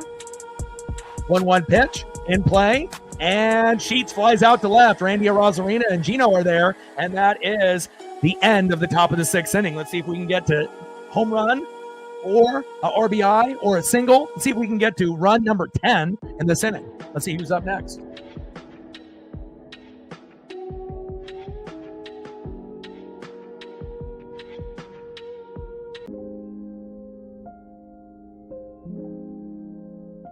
Next up for the Mariners, 0 for 3 with 2 Ks.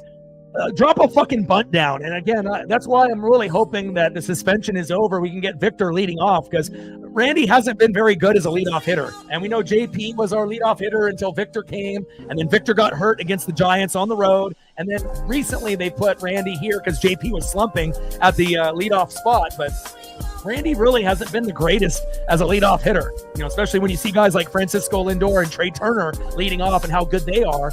I just want to see a little bit more consistency. Hopefully we can get something here out of Randy in his 4th at-bat. 0 for 3 with 2 Ks, be better. Batting second, 1 for 2 with a run and an RBI. Hit home run number 50. Big dumper, Cal Raleigh. Will he win the MVP this year? He might. He should. And again, Aaron Judge is in the mix with him. Shohei already has it for the National League, but if he continues to hit these home runs, what does he really need to do for Yankee fans to actually give him a little love? Does he have to get to 60 home runs, and then Judge is in like the high 40s, low 50s, and then they finally can admit, hey, yeah, maybe he does deserve it. But even with Cal at 60, 62, 63, I imagine Yankee fans will still say Aaron Judge. But we know who the MVP really is this year for the American League, and you're looking at him. And batting third, center fielder, Julio Rodriguez. Trident's up. Let's go, Julio. I would love to see a Julio dinger here today. First pitch from Peralta to Rosarina, high and away. 1-0 count. Come on, Randy.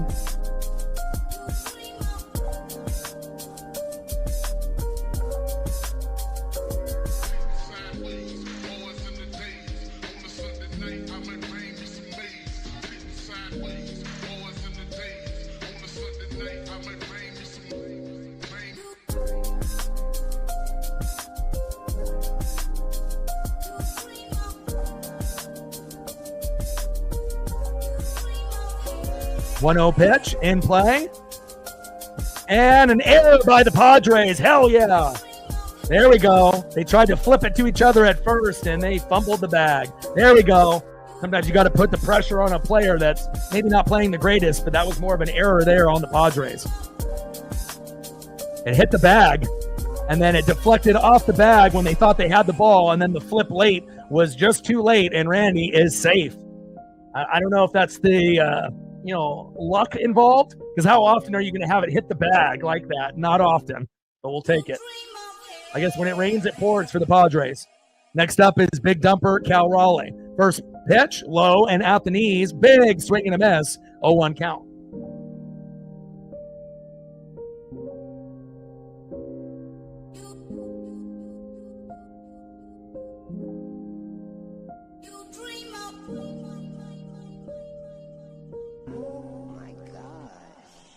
Oh, 1 pitch, low and away. 1 ball and 1 strike from Peralta to Raleigh. Oh, Wandy, not today. And we've seen Naylor do some great things as of late. Let's see if Cal can do it too. 1-1 pitch, high and away. 2 balls and 1 strike from Peralta to Raleigh. Let's go, Cal. 2-1 pitch, takes a strike looking. High and away with that sinker. 2 balls and 2 strikes to the big dumper. Already hit home run number 50 in the first inning. First catcher ever to hit 50 home runs. And don't be surprised if Cal ends up breaking his own record multiple times in his career. I mean, there's nobody on his level.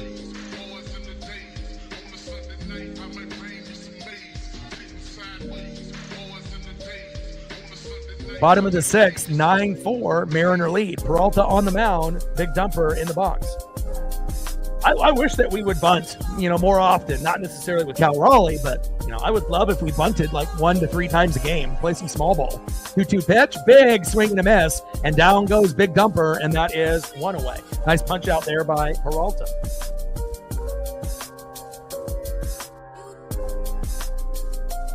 Next up is Julio Rodriguez. First pitch, low and away to Julio, 1-0 count.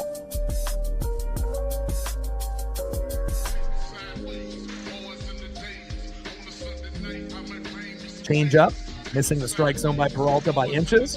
1-0 pitch, fouled off, low and away. 1 ball and 1 strike to Julio Rodriguez. Let's go, J-Rod. Trident's up, baby. Let's go. Bottom of the 6th inning, 9-4 Mariner lead. 1-1 pitch, takes a strike looking high and away. 1 ball and 2 strikes from Peralta to Julio.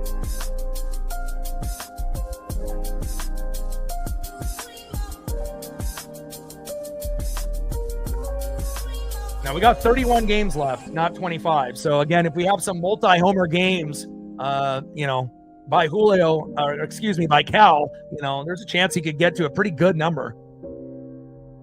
1-2 pitch, and Rodriguez singles to right, and Randy safe at second. There we go.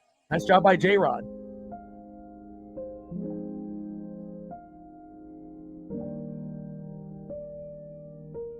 Next up is Eugenio Suarez. Bottom of the 6th, runners at first and second with 1 out. This would be a great time for a 3-run blast to make it 12-4. What do you say? Good vibes only. We know he strikes out a lot, but again, defense has been decent. It's not the same as it was when he was on the Mariners the first time around. His stats have definitely gone down a little bit, and a lot of those home runs that he had this year, obviously, were in Arizona. But again, he's starting to heat up as of late, and that's a good thing to see.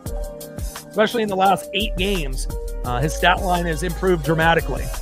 First pitch from Peralta to Suarez, takes a strike looking high and away, 0-1 count. It's like when we first got him with Naylor was the hot one. Gino wasn't doing anything. And then Naylor got sick, kind of hit a wall, and then Gino started to pick up the slack. And then now you're starting to see both, hit at the same time. Same thing with Julio and Cal. And we were talking about that about a week ago. It'd be nice to have those 4 guys and link up in those duos and get the job done. 0-1 pitch. Hit deep into the outfield, but caught, and that is 2 away.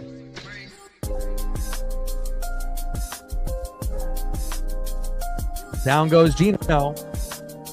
Next up, it's Nails, an RBI machine, first baseman Josh Naylor. RBI single, RBI double, 3-run blast, you name it, we can do it. Let's go, Josh Naylor. First pitch from Peralta to Naylor, takes a strike swinging high and away. Slider missing by 2 feet, 0-1 count. Let's go, Josh. And that might have been the biggest pickup at the deadline out of any player. He has been absolutely fantastic for us. We had a little bit of Rowdy Tellez, who's actually playing pretty well for the Rangers as of late. Donovan Solano was terrible at the beginning of the year, but got a little bit better. But we're starting to play, our best players, and really the only weakest guy that we have in the lineup is Garver. But other than that, everyone else is solid. And even Garver will make a play, here and there. 0-1 pitch, and Naylor grounds out to first, and we leave 2 stranded, but that's okay. We're still up 5. End of the 6th inning, 9-4 Mariners.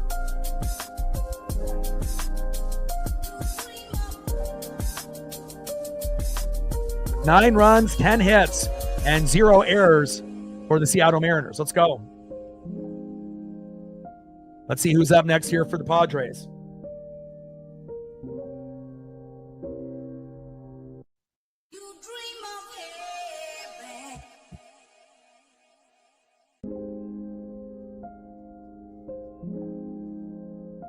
Holy cow. You were doing 70 miles an hour when that accident happened? Holy cow. I was about to say the photos in that wreck look, pretty bad. Thankfully, you're okay, man. And Ryan wants some Justin Herbert, so I'll squeeze in a couple J Herbs for you. We'll even flip the NFL logo for you, too.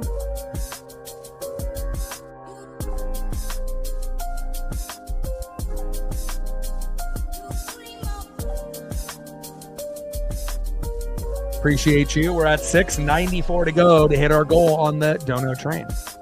Hopefully we'll get a few more people to help out with that, as well as hit that like button, as well as subbing to the channel and sharing the stream as well. Let's see if I can squeeze one more in here for you. Appreciate you, my guy. And good luck this season in 2025. Going to be pretty competitive. I mean, I would assume that if there was a team that would take over the Chiefs, if they had some injuries, you still got to be able to wait for, Spags and Andy Reid and Chris Jones and Travis Kelce and Patrick Mahomes to break up the Big Five. But the Broncos are kind of nipping at their heels with that defense and Bo Nix. But I imagine the Chargers and the Raiders will be pretty good as well. So we'll see where it goes.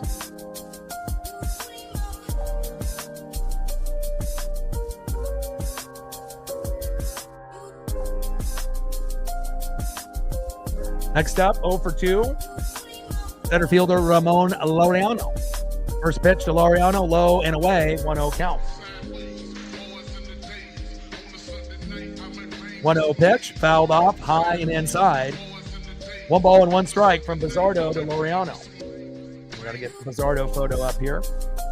Appreciate you, Ryan.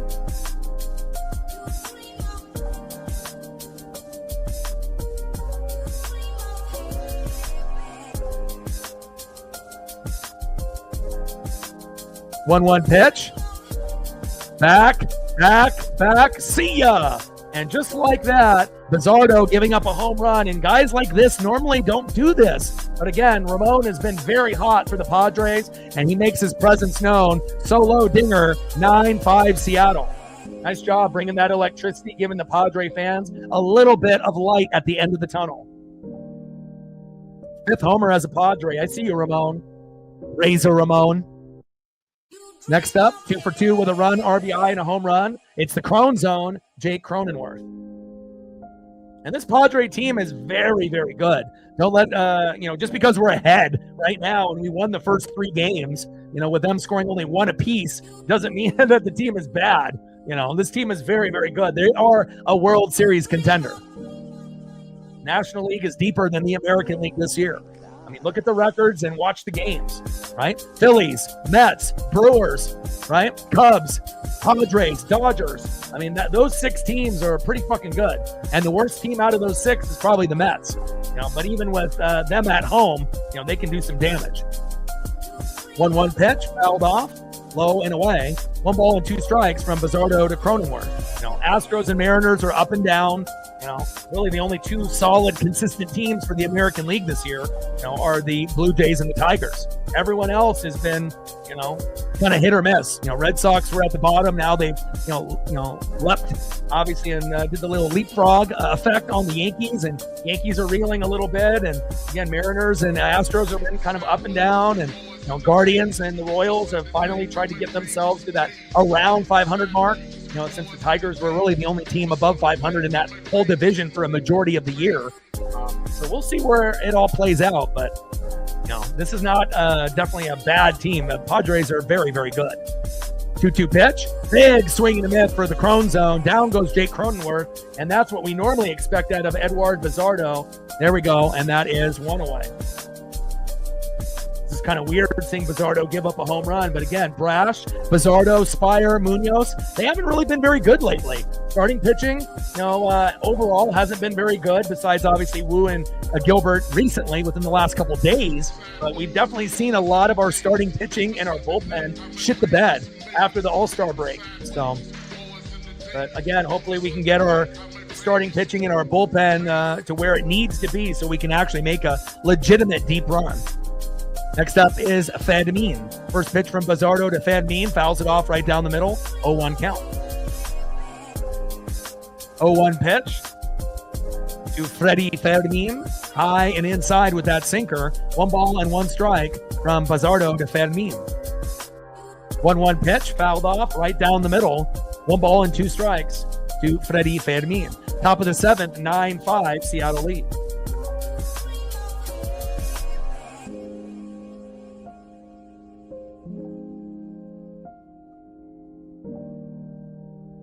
Weird seeing Bizzardo, give up a home run. Like, we've seen Brash fuck up multiple times. We've seen Spire fuck up multiple times. Even Munoz fuck up a couple times. So, Bizzardo was kind of the last one, and then he just gave up the home run here. So it shows you these guys are human. 1-2 pitch, big swing and a miss, and down goes Fadmin. There we go. That's the Bizzardo that we like. We like punch-outs, not giving up home runs. There you go.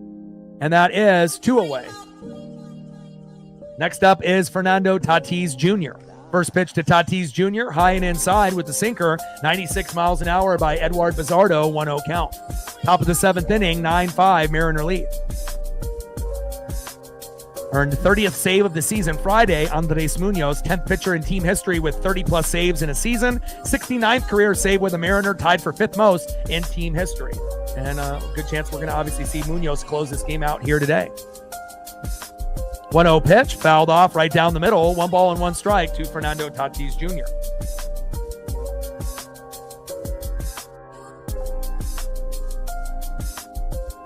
One pitch. Big swing and a miss right down the middle. 1 ball and 2 strikes from Bizardo to Tatis Jr.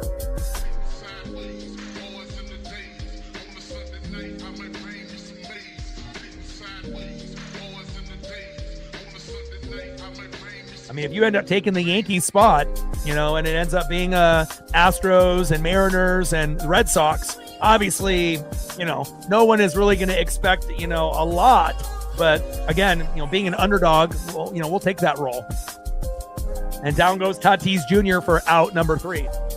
But I think that, if you're looking at the Tigers and then the Blue Jays, I feel that the Mariners are the 3rd best team. And obviously the Astros, we still need to catch up to them. But if you're looking at the roster, of top to bottom, starting pitching, bullpen, hitters, I feel that even though we might not have the 3rd best record in the American League, I feel that we are the 3rd best team, the rest of the way. And again, if we can get into the playoffs, that's all it's about. You get into the dance and you get hot and healthy, anything can happen. But even if we're the 4th best team or the 5th best team, who cares? As long as you're playing well and you're healthy, you never know. Again, if the Diamondbacks can make the World Series from a few years ago, who's to say that the Mariners can't or the Astros can't make it, even though we haven't been, as consistent as the Blue Jays or the Tigers this year? You just never know, when the playoffs come around, when a team gets really hot and surprises everyone. Doesn't mean that you're going to win it all, but you might be able to get there. Go to the bottom of the 7th inning and see if we can get our 10th run of the day. Next up for the Mariners, 0 for 1 with 2 runs and 2 walks, Mitch Garver. Let's go, Mitch. Batting second with one of the best games of his Seattle Mariner tenure, 3 for 3, 2 runs, 4 RBIs, Jorge Polanco. It's a polo kind of day, and we ain't talking Ralph Lauren. And batting third, it is shortstop in the 8-hole, J.P. Crawford. Let's go, baby. JP, 2 for 3. Not bad. Let's go, baby. Let's see if we can keep rolling them in. 9-5, Seattle.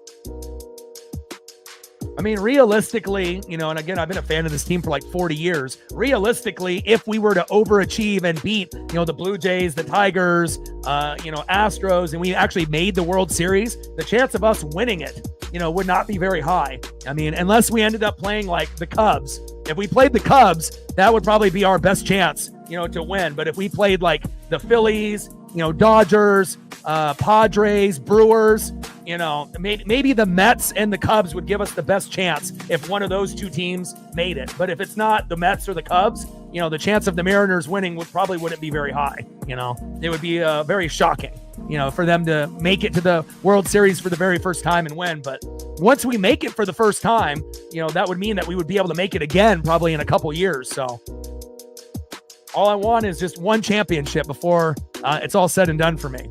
Got to see the Ducks win, and I got to see the Mariners win at least once. 2-0 pitch, fouled off right down the middle. Matsui enters the matchup here for the Padres. 2 balls and 1 strike from Matsui to Garver.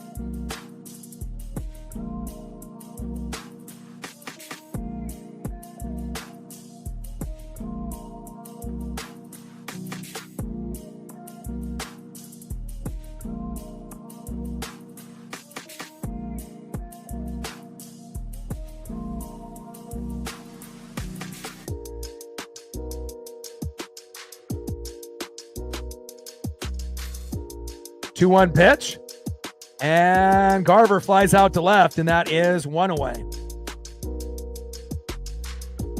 Yuki Matsui.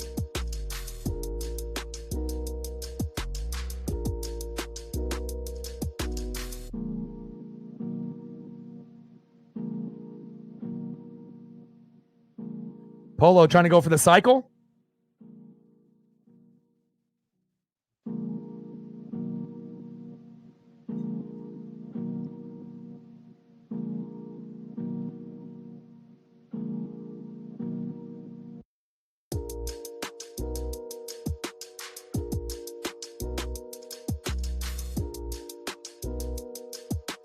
First pitch to Jorge Polanco and popped up to third and caught, and that is 2 away. Looks like Yuki Matsui's doing pretty good here.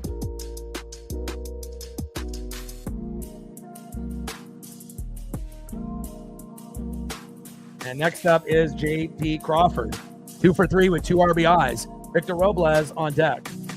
First pitch to J.P. Crawford from Matsui. High and away, four-seam fastball, 93 miles an hour by Matsui. 1-0 count.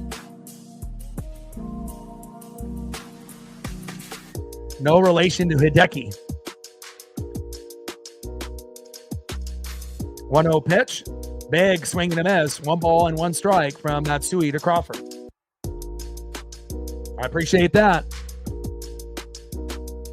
We're at 125. Let's see if we can get to 150 before the stream ends.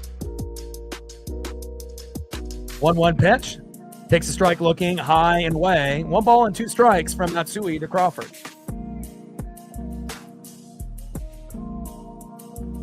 Bottom of the 7th inning, 9-5 Mariner lead. 39-26 at home. Padres 31-35 on the road, but overall 74-57. So it shows you can be an elite team, one of the best in the world, but that doesn't mean you're going to be great on the road. And obviously, Mariners don't have a good road record too. If you actually check the standings, Brewers, 1 team out of 30 is good on the road. Everyone else is kind of booty-os. 1-2 pitch in play, and JP lines out to the pitcher of all people, and that is the end of the 7th inning.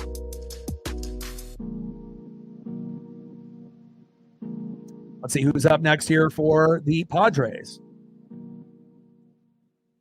Nice play by Matsui, making plays left and right.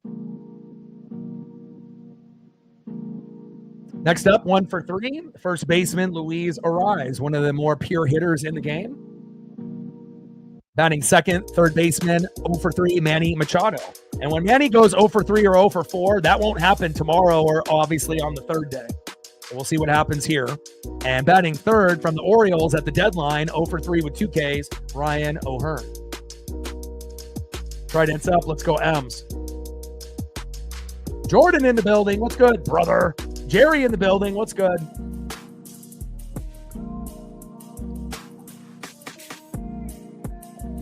How the Reds looking, Jordan?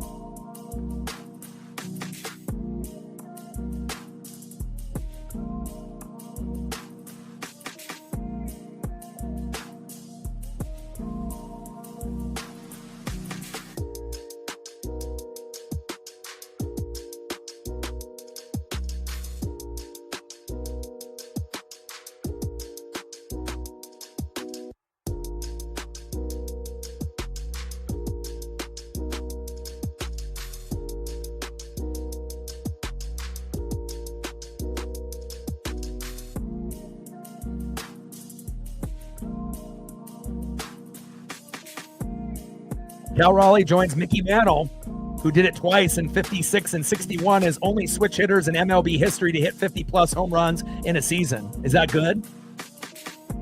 Only players in MLB history to hit their 50th home run before the end of August. Roger Maris, 1 time. Maguire, twice. Sosa, 3 times. Bonds, once. Gonzalez, once. Giancarlo Stanton, once. Judge, twice. And now Big Dumper, once. Let's go.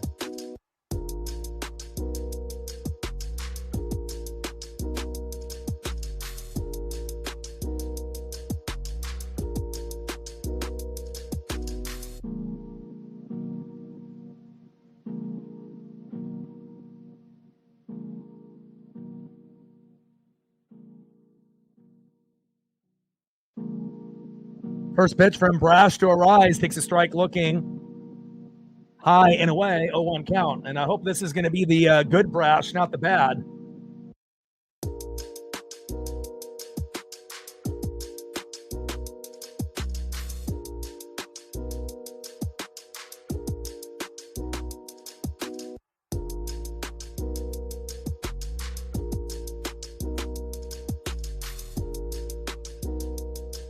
0-1 pitch in play, and Arise gets a single on Brash. Come on, Matt.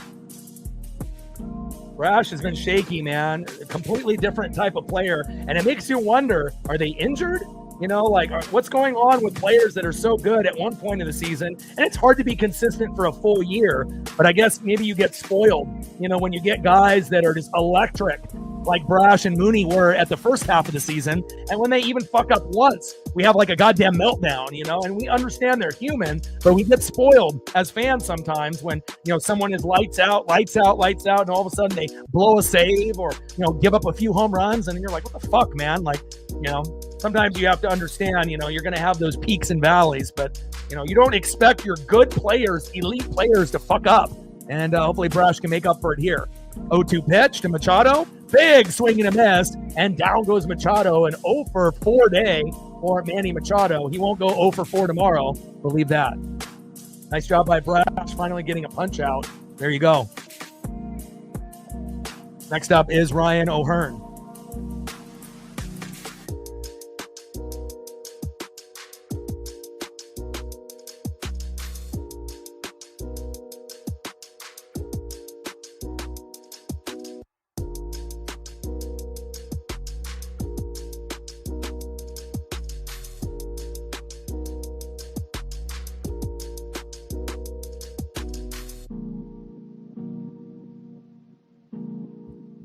To go on Facebook, Twitter/X, and Instagram and go through and like all of the Mariner posts. I usually wait to the very end of the game and I like, you know, 7 things on each social media page, but sometimes I try to get caught up, especially when we make history. So, especially with Cal hitting a home run number 50 today.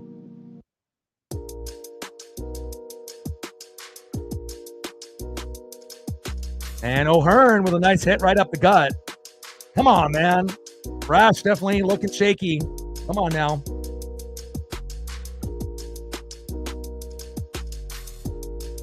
Nice hit there by Ryan O'Hearn. Single to center. No chance for Julio Rodriguez to make a play there in the no-fly zone. Next up is Xander Bogaerts. 1 for 3 with a K. 9-5 Mariner lead with runners at first and second and 1 out. And we need a double play to get out of this game here with Matt Brash. And again, Brash obviously normally one of the best guys in the bullpen, you know, at the beginning of the year overall. But, you know, after the All-Star break and within the last month, he's blown quite a few games for us. 0-1 pitch, big swing and a miss. No balls and 2 strikes to Xander Bogaerts.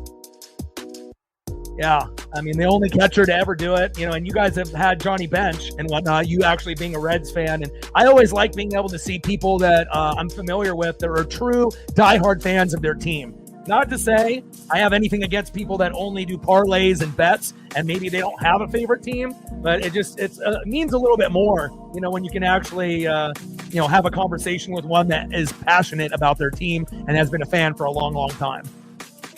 0-2 pitch, low and away. 1 ball and 2 strikes from Brash to Bogaerts, you know, and for a lot of the people that bet on a regular basis, I mean, it's one of those things, it's almost like a false hope, always thinking that you're going to win like you go to Vegas and whatnot. And, you know, winning at sport betting is not easy. And if anyone were to bet on sports and win, you think it would be me, and I don't even do it. So 1-2 pitch, low and away. 2 balls and 2 strikes from Brash to Bogaerts. I mean, I would rather invest in Cal Raleigh rookie autos, PSA, BGS. So that way, if I'm, betting on something, I'm betting on a rookie card going up and actually having something to look forward to going up down the road, But I mean, that's where I would be putting my money. I'd be investing in, rookie autos that are graded. And Bogaerts strikes out looking, and that is 2 away.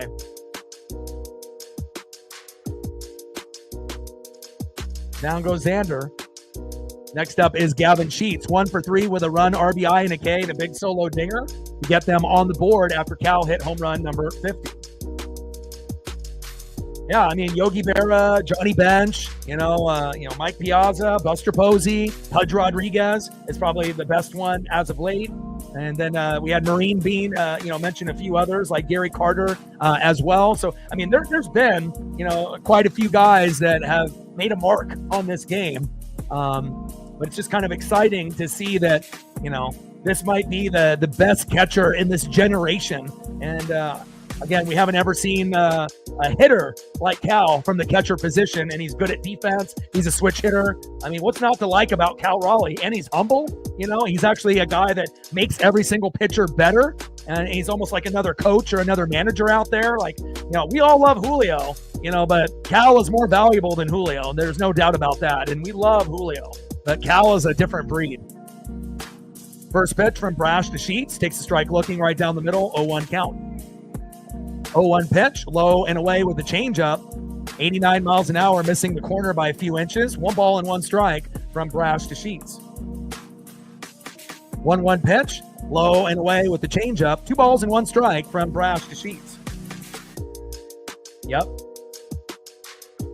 When Aaron Judge ended up going for the 62 home runs, I actually went to a game and I got an Aaron Judge ball in Julio's rookie year.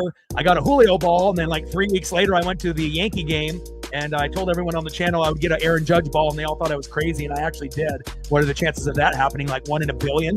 But I ended up buying a graded rookie auto BGS 9 auto grade 10 of Judge for like $575, $675 back then. And now it's over 1,000. So, 1,000 to 1,200 range. So, sometimes, you have to have money to make money. But again, if you're smart on who to invest in, guys like Judge or Ohtani or Cal Raleigh, good things can happen.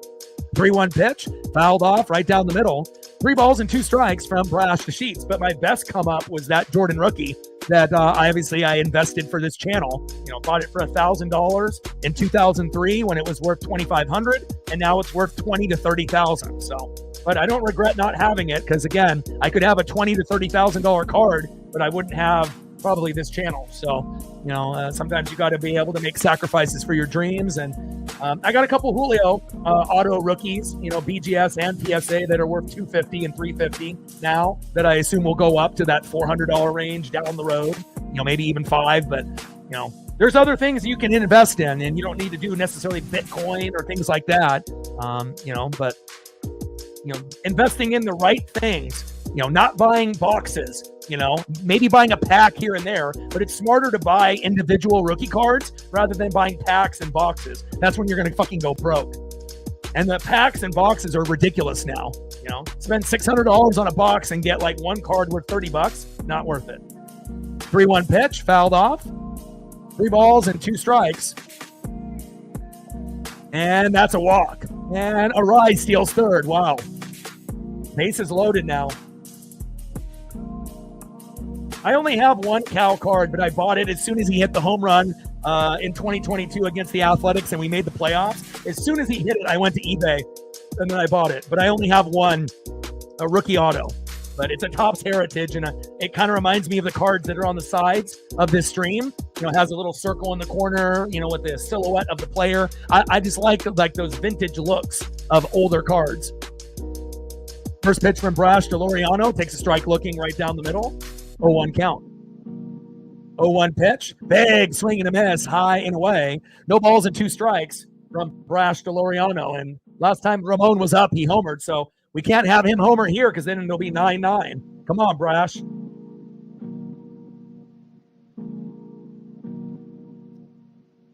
Just be blessed that you didn't invest in NFTs. Remember those from a couple years ago? Some of them were going for over 100,000 that are now worth under $100. So, Bitcoin, you're good to go. NFTs, not so much. 1-2 pitch, low and away. 2 balls and 2 strikes from Brash to Laureano. Like, sub, donate, comment, share. If you haven't smashed that like button yet, please do. Help us get to 150 to 200 likes. We're looking for 100 on the dono train and 5 to 15 subs. We're already at like 11 on the subs, so we'll see where we go. And big strikeout looking, and Brash. It wasn't pretty, but he got the job done. And again, with 1 swing, it could have been 9-9, but Brash got it done, even though he gave up bases loaded. Wow. All right, let's go to the bottom of the 8th inning and see if we can get our 10th run of the game. Nice job, Brash, because I would have had a goddamn meltdown like Vargas yesterday. There we go. And again, even though he's been fucking up lately, he didn't fuck up in the most major way by giving up a big home run, grand salami, or a big RBI. Nice job, Matt.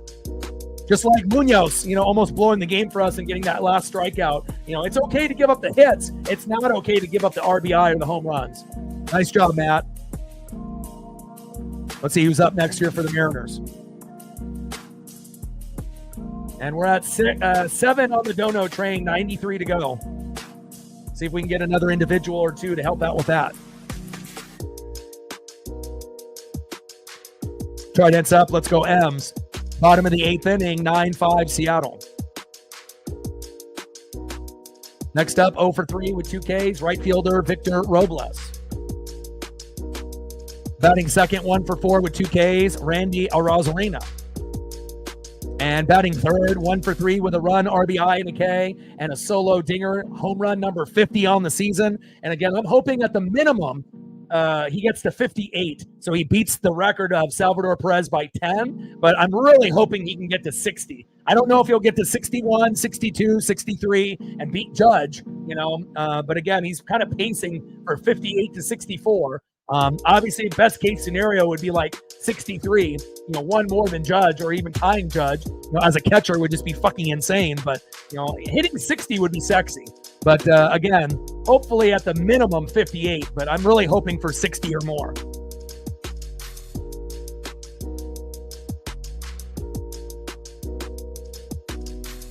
Let's go, Victor.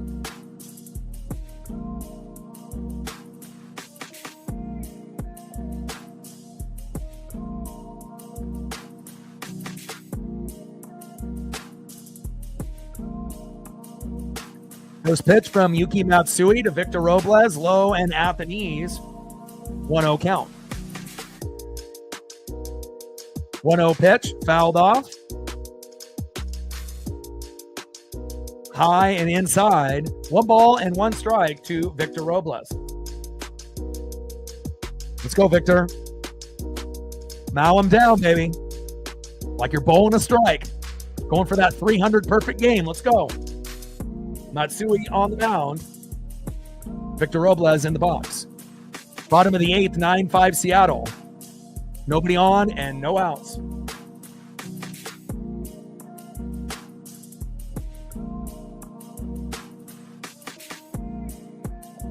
Well, Griffey played center field and Cal's a catcher, so they don't play the same position. But again, if Cal doesn't have a major injury and plays another 10 to 15 years, he'll be a first ballot Hall of Famer, no doubt.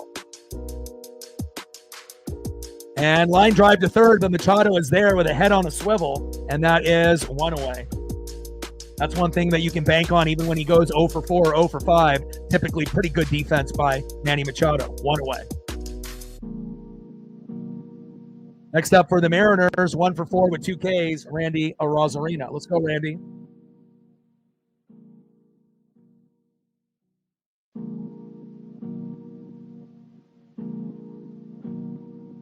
First pitch to Randy, takes a strike looking right down the middle, 0-1 count. 0-1 pitch, low and out the knees with the sweeper. 1 ball and 1 strike from Matsui to Arozarena.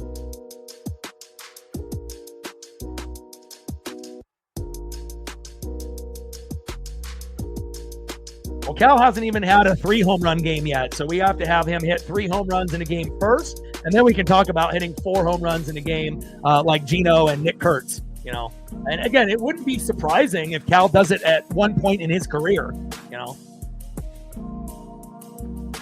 2-1 pitch, low and at the knees. 3 balls and 1 strike from Matsui to Arozarena.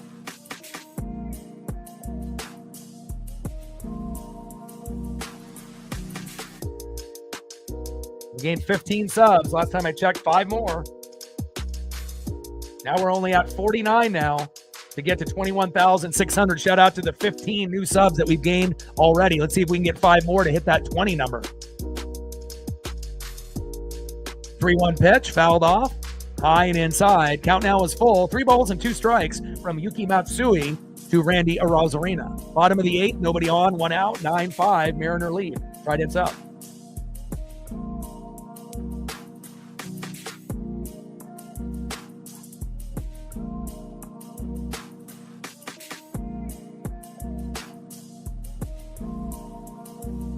Three-two pitch, big swing and a miss, and down goes Randy, and that is 2 away. Next up for Yuki Matsui, the big dumper, Cal Raleigh. Let's see if Cal can get home run number 51 right here so we can get to 10 and have a 10-5 lead. Let's go, Cal.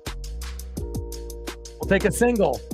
We'll take a double. But at the end of the day, we're looking for home run number 51. Baby, let's go, big dumper. First pitch from Matsui to Cal Raleigh, high and away, 1-0 count. And it's crazy because he's been hitting these last home runs, the last 3 from the right-hand side. And he's improved dramatically, from the right side to the left. In the last 4 years, from the right side, he's had 20 home runs. This year, he's got 20 alone from the right-hand side. So 30 from the left, 20 from the right. He's definitely improved his mechanics and his swing, obviously here in 2025. But it's not like he was a jobber or a scrub in the first few years. I mean, hell, he was hitting 29 to 34 home runs prior to this year. This was just the breakout year. It was crazy, too, that they didn't even think that he was a top 10 catcher because we were, the Mariners weren't a good team. But shame on all those quote-unquote experts that know nothing about baseball. 1-1 pitch, big swing and a miss, low and away. 1 ball and 2 strikes from Matsui to Raleigh. It's like the NFL narrative for people on TV talking about how the Cowboys are going to win the Super Bowl every year. Just a bunch of bullshit, Like, we want to be able to actually hear people that know baseball. And really, the only ones that know baseball is MLB Network. And even them, some of them are pretty biased. But again, you get better information from MLB Network than FS1 or ESPN. That's facts. There's only 2 players that have hit 50 home runs or more. Ken Griffey Jr. twice, and now Big Dumper once. 1-2 pitch, in play, and flied out to right, and that is out number 3.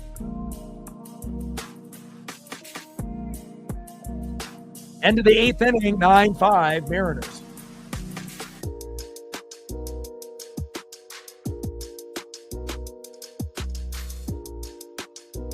All right, let's see who is up here for the last chance here for the Padres. Andres Munoz coming into the matchup.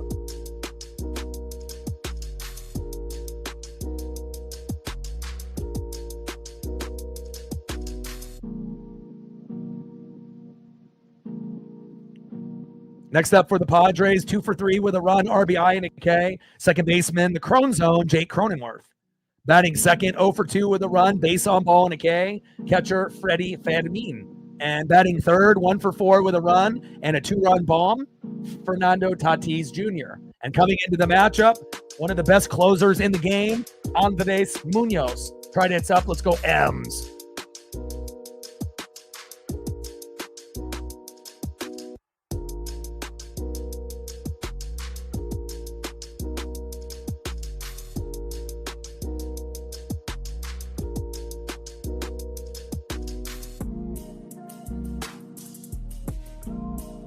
Baby Munoz looks a lot younger there.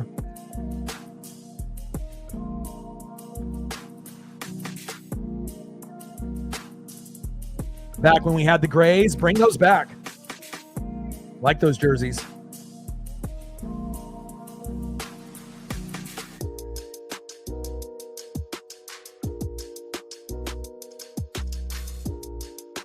It's a Munoz party and everyone's invited. Let's go. Like, sub, donate, comment, share. If you haven't smashed that like button yet, please do. Help us get to 150 to 200 likes, 100 on that dono train. And we've already gained 15 subs. Let's see if we can get to 20.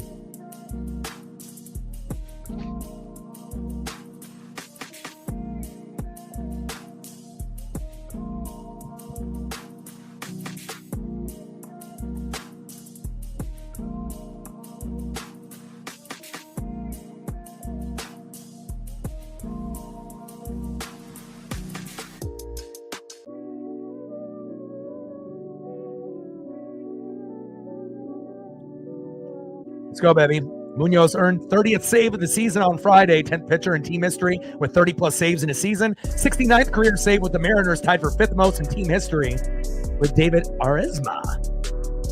First pitch from Munoz to Crone Zone, high and away, 1-0 count. Munoz on the mound, and Jake Cronenworth in the box. 1-0 pitch, takes a strike looking high and away. 1 ball and 1 strike from Munoz to Cronenworth. We're at the top of the ninth, 9-5 Mariner lead. And again, the game was very neck and neck, back and forth until that 5-run inning by the Mariners. 1-1 pitch in play, and Cronenworth grounds out to first, toe tap on the bag, and that is 1 away. We are 2 outs away from victory, baby. And again, if we win game 1, which it looks like we will, we should have a good chance to win 2 out of 3. We win tomorrow, we'll have a chance for a sweep.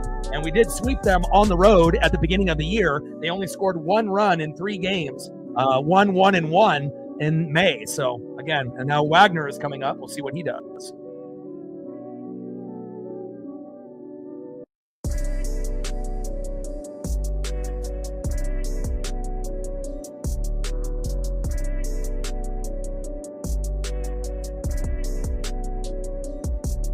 Will Wagner in the box.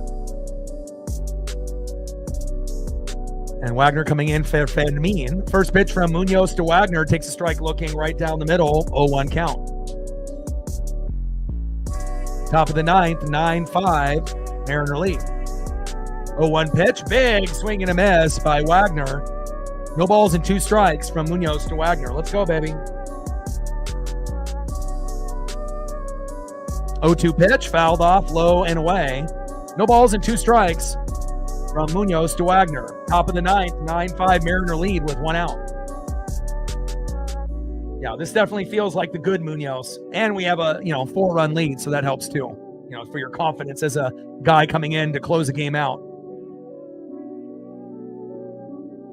0-2 pitch, low and at the knees. 1 ball and 2 strikes from Munoz to Wagner. They ended up having a post on it today to try to secure a package for the postseason. My best friend will probably end up going, but I'll probably end up just working here and doing the games here. But if my buddy ends up having a spare ticket and I have a chance to go, I definitely will. But it really depends on the funds and the money. So 1-2 pitch, low and at the knees. 2 balls and 2 strikes from Munoz to Wagner. I mean, I usually only go to like 1 or 2 games a year.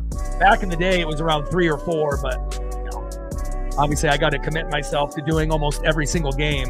I'm trying to do 155 out of 162 in playoffs.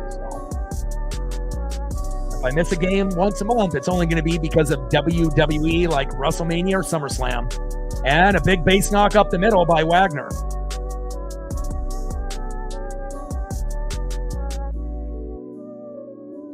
Come on, Mooney. You can't be giving up a hit to fucking Wagner. Guy hasn't even played all day. Next up is right fielder Fernando Tatis Jr. First pitch fouled off, high and inside, 0-1 count. And we need a strikeout and a pop-up and a ground out or a double play right up the middle from Tatis. Or I'll take back-to-back punch-outs too. I mean, that'll probably be the sexy way to go out. That's the way that Munoz would like it, but sometimes you're not going to get what you want, right? We'll take ground outs, pop-ups, strikeouts, looking or swinging, but no RBIs, no home runs. Let's get out of this game, and preferably a double play just to fucking end it. 1-1 pitch, fouled off, high and inside. 1 ball and 2 strikes from Munoz to Fernando Tatis Jr.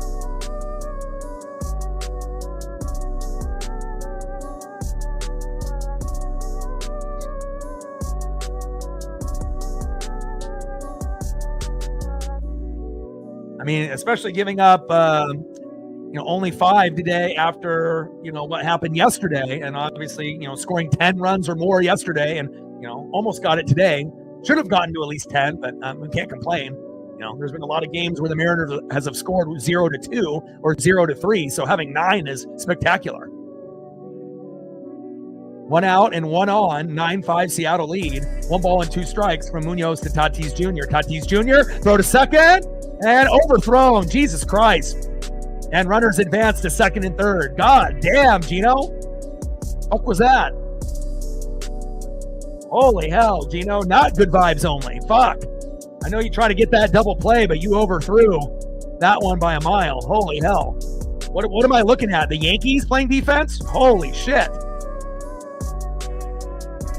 That was a terrible throw. What am I looking at? Anthony Volpe? What the fuck? Top of the ninth, now runners at second and third. 9-5 Mariner lead with 1 out. Next up is Luis Arise.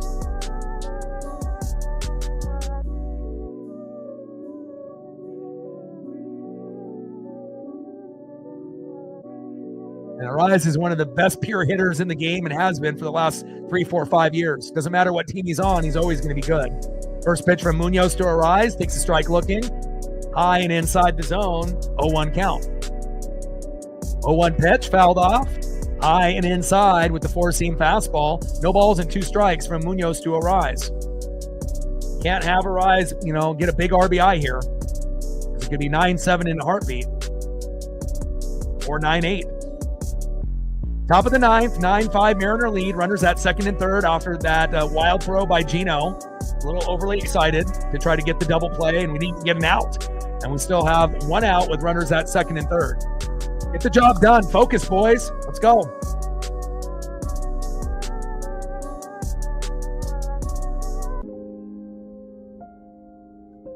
Munoz on the mound.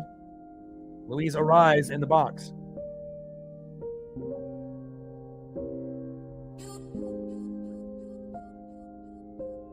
And slow dribbler, force out to first, and then the runner scores from third, and now it's 9-6. Now we just need 1 more out. Yeah, and luckily that's not something that Gino does on a regular basis. It's just kind of shitty timing with guys on board, for that to happen. And more times or not that he will make that double play, or at least we'll get the force out at second. All right, here we go. Next up, Munoz to Manny Machado, who's 0 for 4 with a K. Don't get any fucking ideas, Manny. Wait for your production for tomorrow. First pitch, takes a strike looking right down the middle, 0-1 count. 0-1 pitch, big swing and a miss, low and away. No balls and 2 strikes to Manny Machado. 0-2 pitch, low and away. Misses the strike zone corner by inches. 1 ball and 2 strikes to Manny Machado. Top of the ninth, runner at third. 9-6 Mariner lead with 2 outs. Come on, Mooney. Let's go.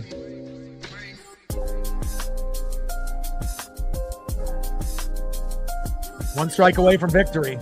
1-2 pitch, big swing and a miss, and down he goes. Machado strikes out swinging, and the Mariners win. Final score, Seattle 9, San Diego Padres 6.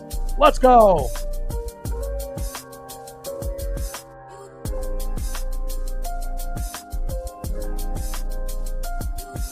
$99 miles an hour. See ya.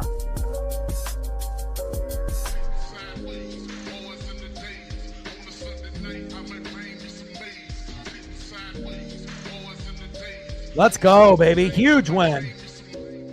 Win number 71. We're 71-61. Let's go, baby. Trident's up. And when the Mariners win, what do?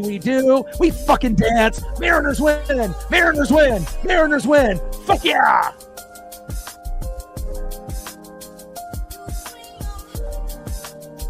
Let's go, baby. Big win. Again, we play great against good teams. It's just when we play shitty teams, we play down to the competition. But again, 9 runs, 10 hits, and an error. 6 runs, 10 hits, and an error for the Padres. And we get the fucking job done. Great job, Seattle Mariners.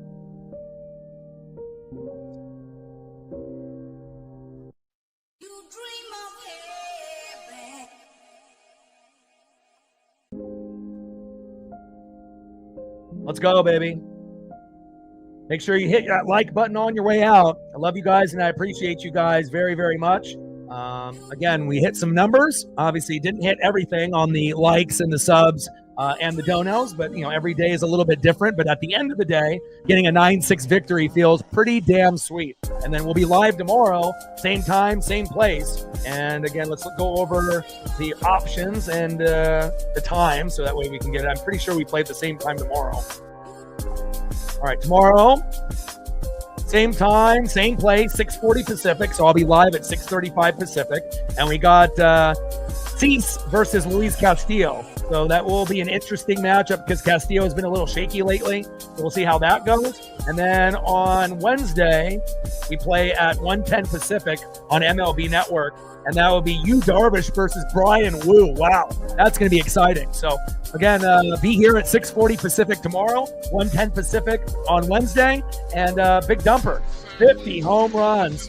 And again, hopefully we end up getting Cal the homer again tomorrow and on Wednesday. Tridents up. Let's go M's.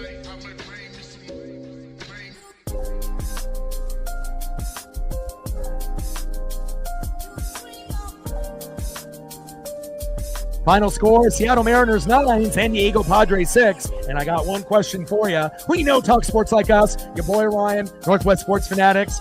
Tridents up. Go Mariners.